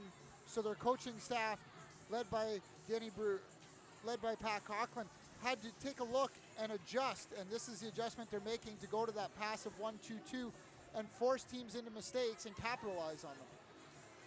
And if we take a look at the last couple of minutes of that second period, not only the goal, which was a high offensive zone turnover by a 2-on-1 situation at the blue line, but also a couple of times after that where Lindsay Vine was doing some outstanding checking in the neutral zone, creating turnovers for Brampton.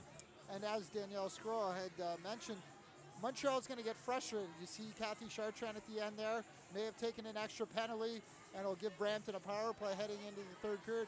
But if Montreal gets frustrated, then that will lead to more opportunities because they're going to get frustrated and just get rid of the puck and try to take the body out, which will lead to Brampton having the speed to come the other way. So it's 5-1. The Montreal Stars leading the Brampton Thunder after 40 minutes of play. We're going to take a quick timeout, and we'll be back in a few minutes' time with the rest of our second intermission and the start of period number 3. From l'Arena Louis Cyr in Napierville, Quebec, you're watching the CWHL Game of the Week on SSN.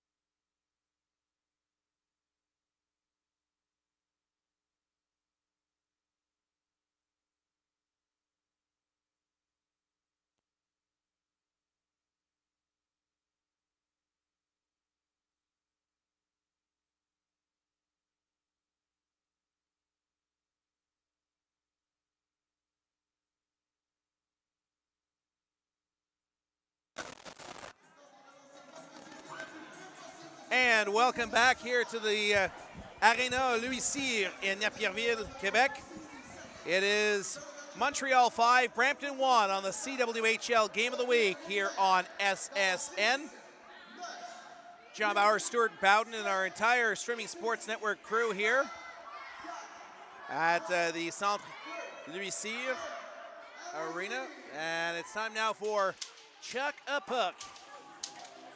I still think that somebody should actually bring a duck to a game and make it Chuck a Duck. Well, this is interesting. They're doing it on fresh ice. Normally they do it at the end of the period where the pucks don't slide. But there's one right at the center dot. Oh, and somebody just hit the glass on their attempt to put it with over their there. puck, you should point out, not physically hit the not glass. Exactly, because that would be bad. So I think that the puck sitting right at the dot is going to be the winner. I'm just going to throw that out there, that's the winning puck there. But I still think, Stuart, that somebody should do the Chuck a Duck contest. What do you think? It would be a great promotion, something nobody's ever done. So And I'm not saying real ducks, because that might be difficult. But like rubber duckies, they do the rubber ducky races down in a lot of the rivers, and this is great. Now the players are out helping pick up the pucks. Yeah, kind of reminds you of the outdoor games where the players would go out, grab a shovel.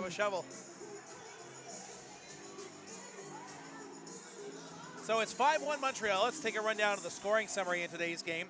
Montreal opened the scoring at the 2:01 of the mark of the first period as Fanny DeForge picks up her 5th goal of the season with a helper going to Noémie Marin. That made it 1-0 for Montreal. At the 14:32 mark of period number 1, it was Sarah Vaillancourt with her 10th goal of the season from Ann-Sophie, and that made it 2-0 Montreal.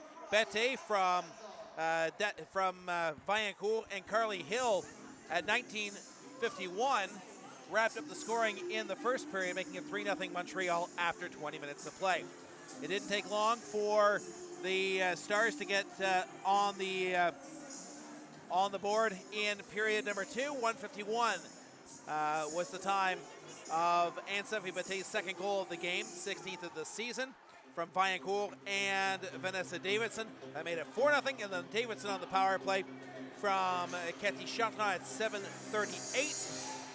That made it 5-0 for Montreal, and then Brampton breaks the ice, excuse me. I've been living in Quebec way too long for me to say if I just said he break the glass. Kirk, excuse me, not Kirk. It was Jones with her first of the season. And that makes it 5-1 after 40 minutes of play. And we're going to start period number 2 like we did period number 3 like we did period number 2, playing 4-on-4 as both Skiro and Chartrand get penalties, but there are 2 Stars players in the penalty box. So I'm trying to figure out how that works out to being 4-on-4. Possibly a misconduct. Yeah, we'll get the penalty announcements in just a few moments' time. So we will skate 4-on-4 to start period number 3. It is 5-1 Montreal, as you see the Montreal penalty bench. Cathy Chartrand is in there. Emmanuel Blas. Yeah, Blais well. is the other player. She may be on the bench because that is very close. So that's true. We'll wait to get the penalty calls in just a few moments' time. Tardif goes back into her own zone as we start period number 3. Montreal skating right to left here in this 3rd stanza. Tardif will dump it in deep. And playing it there, that was Erica Vanderveen who is in the net now. Again, we talked about trying to save some energy for tomorrow, so for a chance for Vanderveen to get in and get some time. She's only played 24 minutes and 12 seconds in one game so far this season, so time for her to get in there and give goaltender Vanderbleek a rest. Tardif with a slap shot from the left point. That is knocked down by Simmons, and she will give it to Vine, who skates it up to center. Vine lifts it in on the cross ice dump in to the far side. Chechere up the middle for Dagenet. Juking and jiving, goes around Vine. Into the slot area she goes, but she is held up there by Fryer. But the puck goes over to the far side. Morin with a wrist shot that hit a leg in front. It rolls in on goal. And the referee insists that the Thunder play it, and Simmons does. Simmons over to the near side for Vine. Vine will dump it in left side. Fryer goes after it as Brampton goes for a line change. Bocchia and Hill battling with Fryer, and Bocchia comes up with the puck as Hill sealed off Fryer, and she'll now go to the bench. 4-on-4 for the next 48 seconds. Here's a steal in the neutral zone. Back the other way. Here is Jess Jones. Jones in. Jones tries to feather it in front of the net, but it just goes over the stick of Kirk. Here's DeForge back the other way for Montreal. Fanny DeForge, who opened the scoring up early in the first period. Centers it, but Bocchia is escorted into the net, and that's why the faceoff will come in the defensive zone for the Brampton Thunder. I think Vanderveen also had a hand in knocking that net off, as when she pushed off to come across, she really leaned on that far post, which on the fresh ice hasn't had a chance to set in quite yet. Davidson taking the draw against Kirk. And Bette comes up with it. Ann-Sophie Bette at the blue line, tries to play it into the slot for Davidson, but it's broken up there. And back at center here is Stacey Tardif. She'll send the puck in just wide of the mark. French back to play it for Brampton. She'll backhand it past Cwhl down the ice. 10 seconds to go on the 4-on-4 situation as Cwhl is back to settle this down in behind her own net as both Skiro and Chartrand step back onto the ice. Cwhl centering pass, Davidson puts it just wide of the mark. And then she bowls over Angie in front of the net. No call on the play. Cwhl at center. Back to Tardif, who plays it ahead left side, and she will play it into the offensive zone as Cwhl goes back behind her own cage. Starting the rush up right side, up the middle she comes. Cwhl to Davidson. Davidson risks it into the offensive zone. Bette comes up with it on the near half wall.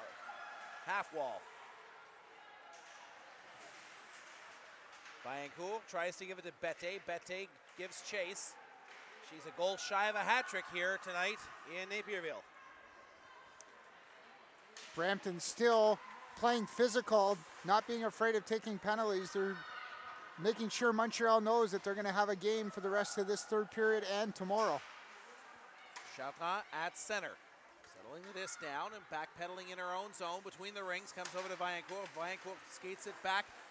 Gives it to Chartrand, who blindly backhands it right to Vaillancourt. It's like they knew. And Vaillancourt will play it down the ice.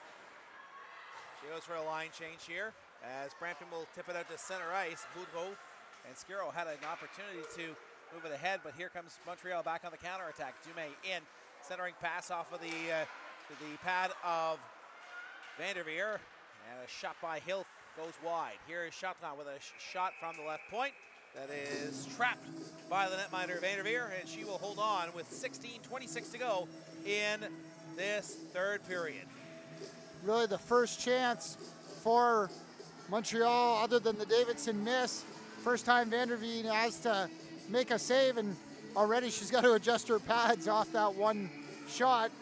Probably loosen them up a little bit, thinking she was going to spend some time on the bench today.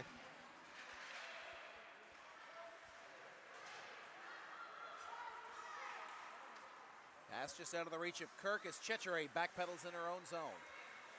Cwhl over to Proulx Duperré. She'll skate the puck out to the blue line and then dump it back for Cwhl, who comes up the right side. Cwhl had the stick chopped out of her hands, but is able to maintain possession and get it in deep. Brampton will bring it out to center. Up the middle, that is Kirk.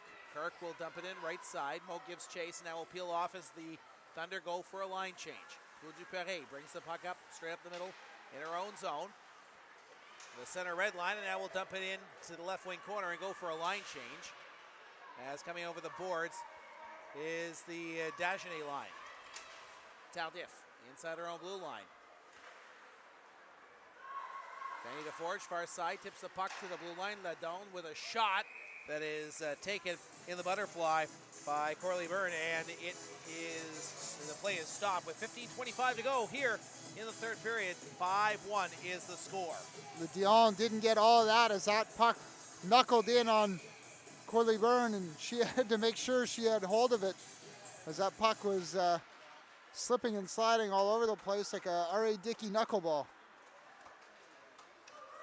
Pass just out of the reach of Marin, and that's going to be an icing call, so we'll face it off all over again back deep in Montreal territory. A reminder, fans, that if you're looking to get tickets to the Clarkson Cup, single game tickets are now on sale, as well as tournament passes. Single game tickets are available for as low as $10. Championship game is $15, and the tournament pass is $70. Visit store.cwhl.ca for more details.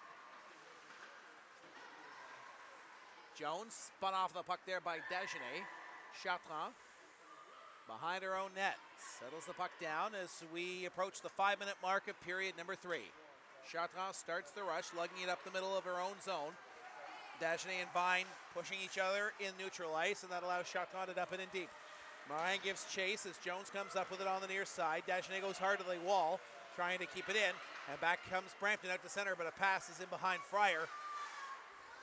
And now she will just send it in on the backhand as Brampton goes for a line change. Taldif starting the rush up left wing side. She'll bring it to center. Now stick check there by Skiro. Skiro on the counterattack with Jones. Skiro, it's a 3-on-1 down low. Skiro fakes the shot. Now passes across. Goes off of the skate of the player in front of the net. That was Boudreau. And the shot hit the goalpost there. And Brampton coming close to cutting into the advantage here. Almost 6 minutes into the third period. Here's Chartrand.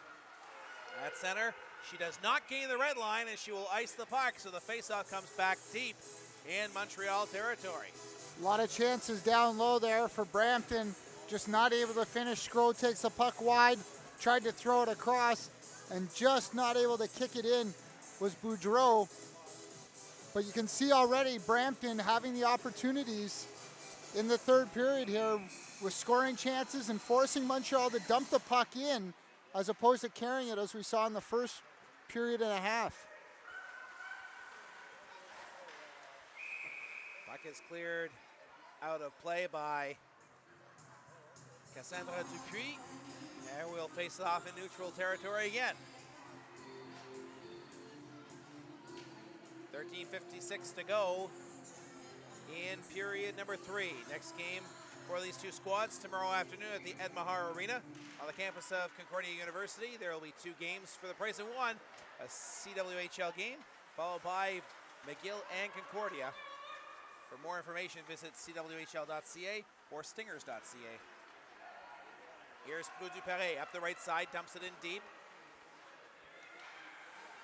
Benavir up the far side. And here's Pendleton. Pendleton skating it and playing it ahead at center. Boudreau can't come up with it. And in her own zone, this is Carly Hill for Montreal.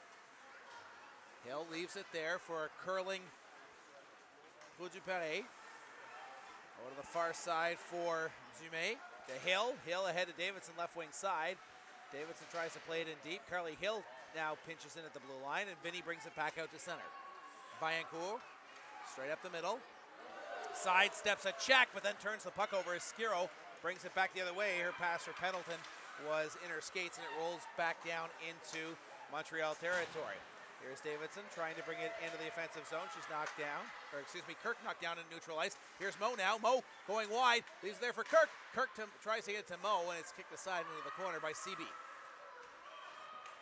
Up the far side now, skating it out to center ice is Chechere. Chechere to Bette. Bette, she's got Chechere going towards the goal. Pass to Chechere, to the net she goes, she scores! Alyssa Chechere takes the give and go with Bette, and it's 6-1 Montreal. You can tell they were former teammates. Bette carrying the puck down the left side, looking the whole time as Chechere jumped up from her D spot, a former forward, as Bette carries down the left side, as I mentioned. Perfect pass for Chechere, and the third time today we've seen players carry the puck and go to the backhand deke as opposed to just the shot that the normal player you would normally see do, and that's why they're playing at this level. And you're right, Stuart. You did remind people that they may not know this, but Chech did play forward for the McGill Martlets And she's been back and forth throughout her career. Rear guard, forward, so very versatile player, and that's why we saw the scoring touch that she had right there, making it 6-1.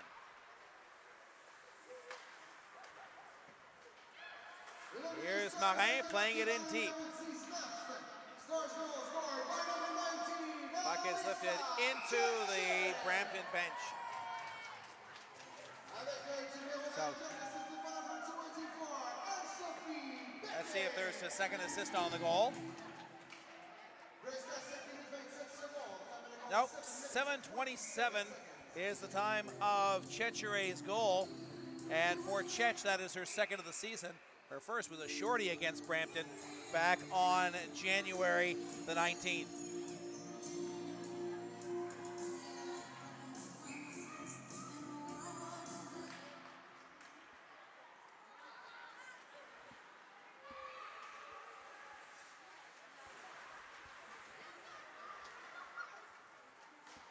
In her own zone on the far side, Angie skates it to the center. Dagenet with a steal, gives it to Deforge. Deforge will backhand it into the far corner. Johnston back to play it for Brampton, hammers it off of the leg of the attacking Montreal forward. That was Marin. And now the puck is played in deep into Montreal territory. On the near side, here is Chapman. She had not sure if that was a pass in front of that for Dagenet, but she gives it back to the captain, and the captain, Chapman, skates it out to center. Katie Chapman tries to get to the blue line, but the Stars unable to get it in deep as Nanji and Vine stood up Marin at the line. Nanji in her own zone, up the near side for Fryer. Fryer gains center and lifts the puck in. Cross ice dump into the far corner as Brampton goes for a line change here with 11:15 to go in the hockey game. 6-1, Montreal leading. Dupare leaves the puck there for Emmanuel Blais. Blais into the line with a head full of steam. Goes wide around Gray. Gray now catches back up to her and seals her off as the puck goes in behind the net. Dupuis tries to curl and give it to Dumais. Dumais now, far side. Back to the blue line, she goes for Cwhl. Cwhl slides, steps a check, and now is continuing to battle there with Ashley Pendleton. Centering pass goes off of the stick of Dumais and wide. Cleared out by Skiro, far side. Pendleton gives chase. Cwhl comes back, slaps at it, plays it off the top of the dasher. Pendleton gets locked up there with Blais. Blais has the puck. In her own zone as Brampton goes for a line change. Montreal changing things up as well. As Carly Hill comes over the boards, and she will play it ahead on the right side for Dagenet. Dagenet gives chase. Here's Baki on the far side, on the near side. She falls down, can't control the puck. It comes back to Hill. Hill gives it to Bakia. Bakia takes a shot that goes off of French and wide. 10 minutes to go in regulation time. 6-1, Montreal leading. On the CWHL Game of the Week here on SSN. Back in her own zone, here's Tardif. Tardif fans on the pass, intended for Dupare, but the momentum gives it, takes the puck right over to Dupare. She then hits Tardif in the back of the leg with her pass intended for Bakia, and Mo will dump it in deep. Brampton again going for a line change, 9:40 to go in the hockey game. Nanji steps up and rims the puck into the offensive zone. Fryer gives chase and gets to it before Dupare. A big hit along the far boards there by Sarah Dagenet. And away at center, here is Vaillancourt with a snapshot that just misses the near post by a couple of inches. Fryer back the other way for Brampton. Fryer in the middle line. She's got Jones going towards the front of the goal, and she rolls it in on the netminder, Coralie Byrne, and she will hold on and make the easy stop. You can see another reason why we love this game, John. There's no body checking, but there's certainly a lot of body contact going on out there, which is totally legal, and the players enjoy playing that way. They like being able to rub the player into the boards without taking a run at a player. And like I said, you're seeing a lot of it in this game, using their strength to push players off the puck. You're preaching to the converted, my friend. That's one of the beauty parts of women's hockey, is the speed, the skill, and the toughness of it. As Chapman dishes off to Vinnie Davidson. Davidson going towards the goal. Richard scores! It went off of the shoulder of Vanderveer and into the net. And Vinnie Davidson picks up her second of the game. It's 7-1. And exactly what you were just describing, the speed of Kathy Chartrand. She brought the puck up the middle, dished it off to Davidson, and the skill of a shooter like Davidson able to find the corner over top of the blocking arm of goaltender Vandermeer. As you just see the end of it here. She got a piece of it, but not enough to slow down the shot, the second goal for Davidson on the game. 7-1 Montreal with 8:58 to go in regulation time and in the hockey game. So the Stars are on their way to their 14th win of the season up against one regulation loss. That came to Boston, and two shootout losses, one to Brampton and one to Calgary last weekend. So Vinnie Davidson's 7th of the season. Vaillancourt picks up an assist, as does Cathy Chartrand. So that's the time, that's the scoring play at 11:02 of the third period. In the neutral zone, corralling to Skiro. She'll dump it in deep. Goes to the top of the circle and then peels back as the Thunder look to capitalize on a turnover. Here is Skiro in over the line. Tries to cut in front, but she's knocked down there by Cwhl. She'll play it ahead to Marin, goes off her skate, and Conroy will play it back in deep. 7:50 to go in the game. Here's Emmanuel Blais, juking and jiving, cutting left to right. She'll dump it in off of the glass, and in behind the net it goes. On the forecheck there, a good hit in there in the corner. That's Cassandra Dupuis, the former Montreal Carabin. She's still battling there with French. And up with it there for Brampton was Conroy, Becky Conroy, the former Queens Gales player. Rolls it in deep. Carly Hill logging it straight up the middle. Dishes to Woodupare. Her pass is intercepted, back the other way. Andy Ledone. She'll take a shot. And a penalty coming up here to Brampton, as Ledone is going to get a body checking call for her hit in along the far boards.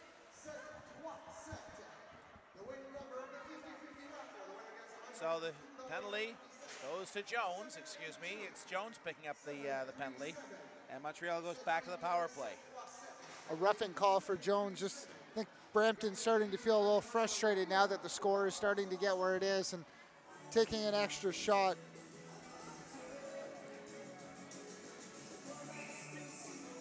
So the face-off in the offensive zone as Montreal goes back to the power play.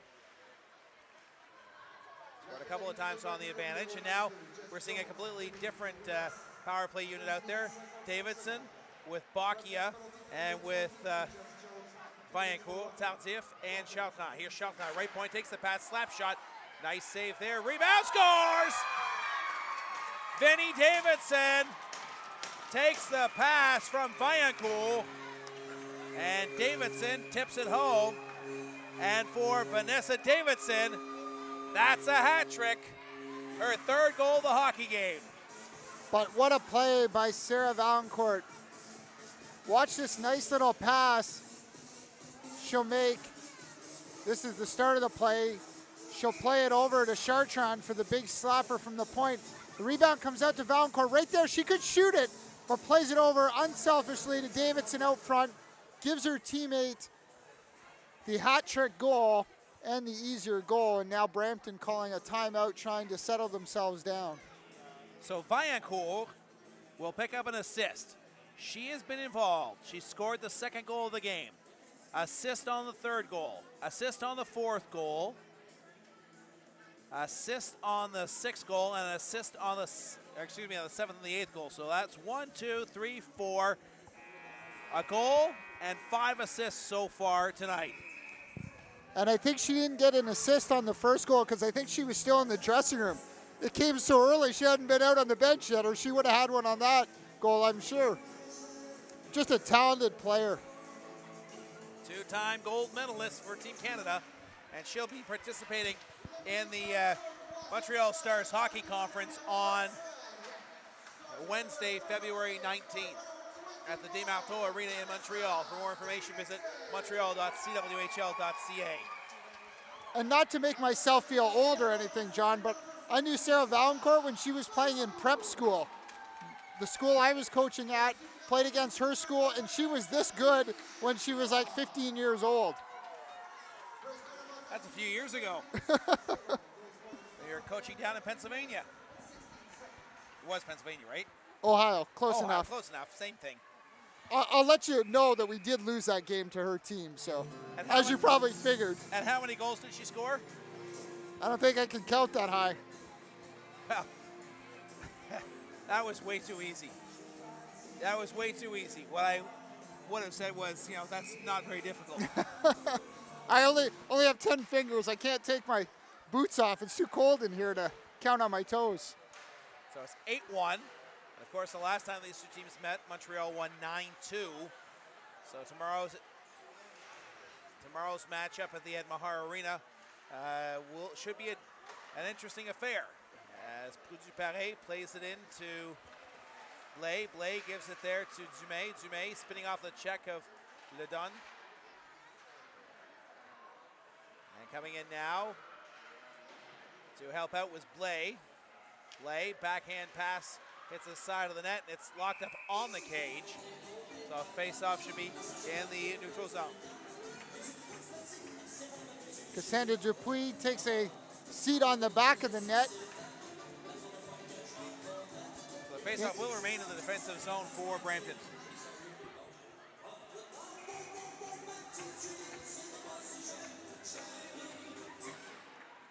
So Poudou-Paré plays it back to the line for Cwhl.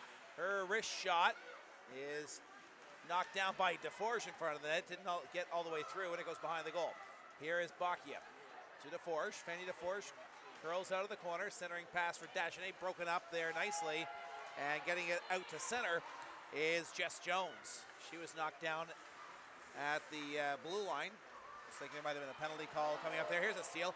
Here's Jones in. She takes the wrist and she scores! Oh, what a shot just out of the bar! And there's the skill on the other side.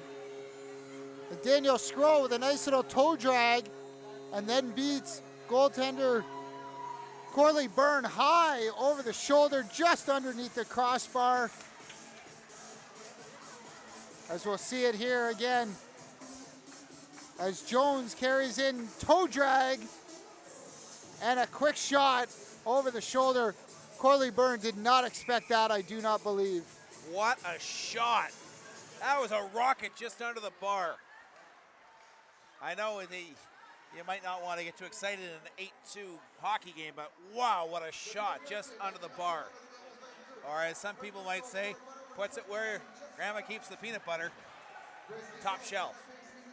I wouldn't say that, but some people might. I would prefer to say spectabulous, as our producer, Bank Nethery, likes to use. I don't understand why that's never caught on. Like our good friend Mark Masters over at TSN, who started here on SSN Canada, he has never uttered that during any one of his live interviews on the Sports Network, and I'm trying to understand why he won't use that. Yeah, but he probably does think it, that's true. And Mark, probably not watching this evening because he's covering the Leafs and the Canucks game at Air Canada Centre, but if he is looking in, we just wanted to send a shout out to you. He'll have lots of time during the Olympic break that he can work on perfecting that. That's it true. Doesn't just roll off the tongue like it does for you. That's true. That's true. Of course, when I started using on air some of the wonderful lines that our chief cook and bottle washer Beck Nethery would use, anything tacular, we'd probably be off the air. Oh, that's right. We're not actually governed by the CRTC, but in good taste, we'll keep away from that. So it's 8-2 with 3 minutes and 45 seconds to go here in the third period as Dagenet plays it in on the right wing side for Fanny Deforge. She opened the scoring back at the 2:01 mark of the hockey game. Deforge giving chase. As Simmons comes up with it for Brampton. She'll play it around the near side. Chartrand pinching in. Leaves it there for Marin at the right point. In her first game of the season, she left it there. And Skiro dove and knocked the puck down the ice. Cwhl curling in her own zone, now starts the rush up as she brings it out to center, cutting to the right side and dumping it in deep. Pendleton up the far side. And keeping it in there was Cwhl momentarily as she turned it over to Pendleton. Skiro putting pressure on Montreal here, trying to get a third goal here in this hockey game for Brampton. Down 8-2 and getting set for tomorrow afternoon's rematch game at 12:30 against these Stars. Nice move by Skiro, cutting away from the check, and she'll play it in deep as Vying is the lone attacker for Brampton. Here is Tautif up the right wing side. Oh, that is a huge hit as Cassandra Dupuis almost went up and over the boards into her own bench. Great balance by her to stay right on the rail there. She looked like one of the snowboarders I watched this morning in the Olympics. Here is Stacey Tautif up the right side with 2:15 to go in the third period, and icing coming up against Montreal. John, you can correct me if you want. Okay, I will. And I know you normally do. I don't think you've called Ann-Sophie Bette's name in the third period. I don't see her over on the bench or on the ice. This should be the hit right coming up right here. Right up, stick goes flying, but she stays on her feet. No, I do see Bette on the far side with her arm just reaching over the boards, 24. She is there. But she has not played much here in this third period, you're right. Just in behind the linesman. Fryer tries to steal from Dupuis. She does, and she'll play it back into Montreal territory. 1:50 to go in the third period. A reminder to keep tuning in to the Game of the Week here on SSN and at cwhl.ca. We love hearing your comments about the broadcast, and of course we'll be there at the Clarkson Cup coming up in mid-March in Markham. Tickets are available, cwhl.ca. Tickets beginning for as little as $10. Tournament passes available for $70. Here's a centering pass, Vanessa Davidson, who has 3 goals already on the hockey game. Curls, plays it back to the line for Carly Davidson. Over to Chartrand, back to Davidson in the slot. Wrist shot just goes wide of the near post. Bette, centering pass as the puck is intercepted there by Jess Jones, and she'll bring it back into the offensive zone and dump it in deep as Brampton goes for a line change. A minute to go in the hockey game. Bette leaves it there. And back, here comes Brampton into the line. Conroy with a wrist shot. Big rebound. And Mo can't come up with the puck. As Mo is on the forecheck there. Here is Chartrand. Chartrand skating it out to center. To Hill. Conroy plays it into the offensive zone with 30 seconds to go in the hockey game here. Stretch pass intended for Bette that rolls in on goal. And the netminder Vanderveen will hold on for the whistle. And now after I say that we haven't seen Bette on the ice, she spent the last minute and a half out there looking for that third goal. So the face-off will come deep in Brampton territory. 23 seconds to go in the hockey game. Duparé at the right point over to Cwhl. Cwhl will bank it off the near boards, and in deep it goes. This should about do it for the hockey game as Cwhl pinches in. Skiro in the near corner battling for the puck. Coming up with it there is Viancourt. Wrist shot just over the bar, and that will do it as Montreal will skate away with an 8-2 victory here at l'Arena Louis Cyr in Napierville this evening. So Sarah Viancourt picks up 6 points in the hockey game, Stuart Bowden, and a big win for Montreal as they pick up their win of the campaign and inching closer to clinching top spot in the circuit. And this group from Naperville on this outreach game got to see what top-level women's hockey is like when you have players like Valancourt, Davidson with the hat trick, Bette also racking up the goals, and some of them very highlight reel caliber goals and very fast game. 9:30 right on the dot as we finish in our regular 2-hour slot, 3 periods of 20-minute hockey. Just the speed of the game and the skill coming out, and that's what these young female hockey players just southwest of Montreal were able to experience tonight here as their heroes came to town. So an 8-2 victory for Montreal. We were just waiting for the two teams to shake hands in this victory for the Stars, and they will be back at it tomorrow afternoon at the Ed Mahar Arena against Brampton. That is a 12:30 puck drop, and it's 2 games. One, if you're in Montreal, feel free to come by and check that out. A reminder that next home action is March 8th, and on March the 8th, it will be the annual breast cancer awareness game at the Etienne Desmarteaux Arena.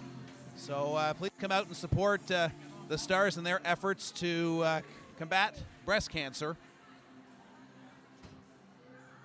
And that is on March the 8th at Arena Etienne Desmarteaux in Montreal. So the final score tonight, 8-2. And we're just going to grab Sarah Vaillancourt here for a moment for an interview, and we'll hopefully be able to step back onto the ice. So we're just going to do the 3-star selection, and then we'll grab Sarah Vaillancourt just after that. After she does the 3 stars, as I'm trying to make my way through the crowd of young players who are looking to swarm some of the players and get autographs here. So Cathy Chartrand, number 3 star in the hockey game tonight.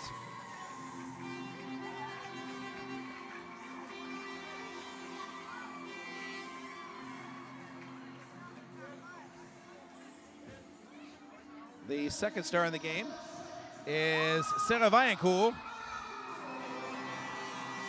And we may have overlooked somebody, Stuart, that is a good friend of ours for the 1st star. Number 25. Vanessa Davidson with the hat trick.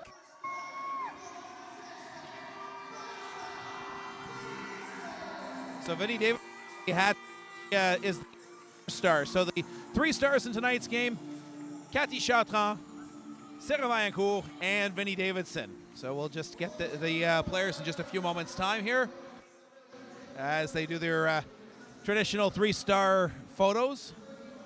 Lots of choices tonight for Stars. Ann-Sophie Bette, 2 goals and 2 assists. Doesn't even make the top 3.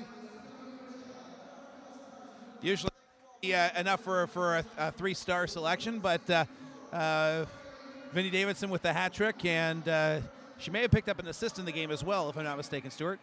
Yeah, she did. She picked up a goal on Bette's 2nd goal on that nice pass for Bette. So actually,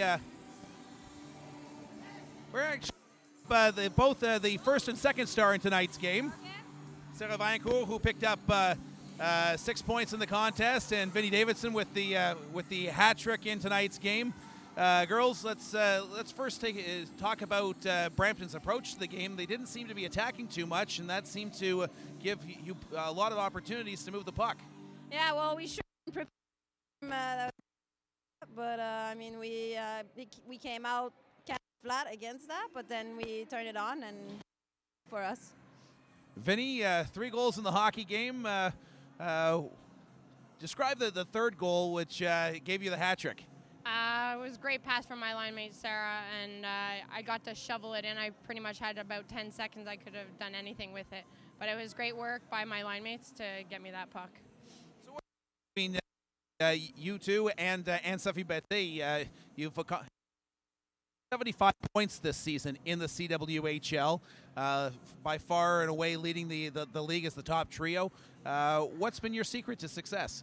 I think we just love playing with each other, and we see each other very well on the ice, and it's easy, you know, and you don't find that often, and when you have it, you try to stick with it. Sometimes we make too many passes because we love passing a puck to each other, but it's worked out well for us.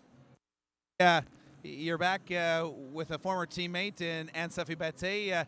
You guys have been clicking for years. What is it between the two of you that makes it so special to play together? I don't know what it is, but we just see each other so well, and we seem to know where each other is going to be all the time, and it's so much fun playing with her speed, and I played with her for 3 years at McGill, and it was the same thing there, so I'm happy to be able to play here with her in the CWHL. Well, good luck tomorrow afternoon in the rematch game against the Thunder. Thank you. Thank you. Sarah Vaillancourt and Vanessa Davidson, our number 2 and top star in tonight's hockey game. Stuart Bowden, let's take a look at the scoring summary in tonight's game. Of the first period, on a goal, on an assist going to Nomi Morin, her first game back with the Stars, followed up by a goal by Sarah Vaillancourt at the 14:32 mark with an assist to Ann-Sophie Bette. Then it would be Bette's back-to-back goals, her 15th and 16th on the season, 1951 of the first and 151 of the second. Vaillancourt picking up assists on both goals. On the first goal, Carly Hill picking up an assist, and Vanessa Davidson adding an assist. That made it 4-0 Montreal. Davidson would score her first goal of the game, a power play marker, at 7:38 of the second period. That was an unassisted marker.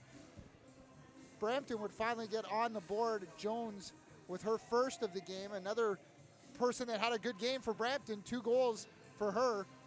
Her first of the game came at 16:44. Pennington picked up an assist on that goal as well. Cwhl had a goal for Montreal to give them restore their 5-goal lead at 7:27 of the third. Davidson back-to-back goals for the hat trick at the 11-minute mark and the 13:26 mark.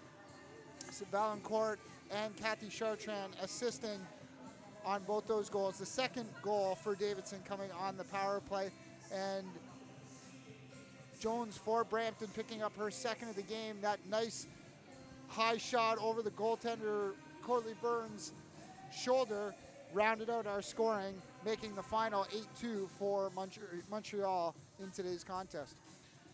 So tomorrow afternoon, Stuart, if you were Brampton, what would you do different to try to change the result? I know they've been working on this not aggressive forecheck, the 1-2-2, but I think you got to put a little bit more pressure on this Montreal team. If you let players like Chartrand and Bettes, Vaillancourt start skating from their own end, picking up speed, they're going to go right into the offensive zone, and you can't stop them.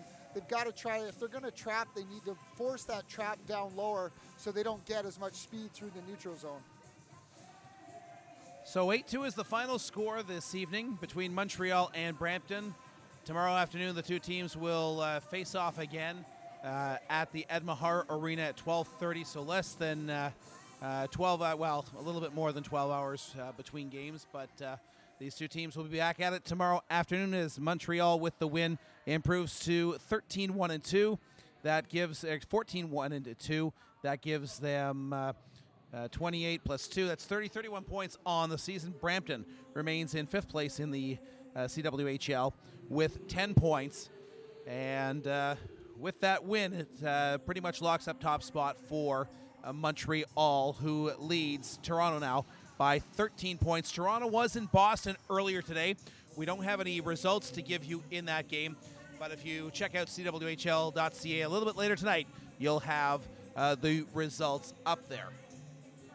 A reminder that next week we will be back with the CWHL Game of the Week next Saturday evening, and this is our final game for Montreal in the regular season. And Stuart, great working with you again. Maybe we'll get to work together during the Clarkson Cup Championship down in Markham on February 19th to 22nd. Looking forward to it. It's good to be back together, and great level of hockey that we love to watch, and you can't beat this level. This is the top level of women's hockey below the Olympics, and we're enjoying that now, and we'll get to enjoy the Clarkson Cup as well. And a reminder that the Olympics are going on, but don't forget to tune in and watch that on the CBC and Radio Canada to support CWHL players who are in the Olympics, and there are a plethora of them from across the league, and they're playing for many different nations, so it'll be a lot of fun. And a reminder, speaking of the Olympics, on March the 8th, we mentioned that it's the breast cancer awareness game for the Stars. It is also the night that they will be honoring their Olympians against Boston, because Boston has a large number of Olympians who are playing for Team USA as well. So hopefully if you're in Montreal, you'll be able to come out to that game. That'll be a big one for the Stars and for the CWHL.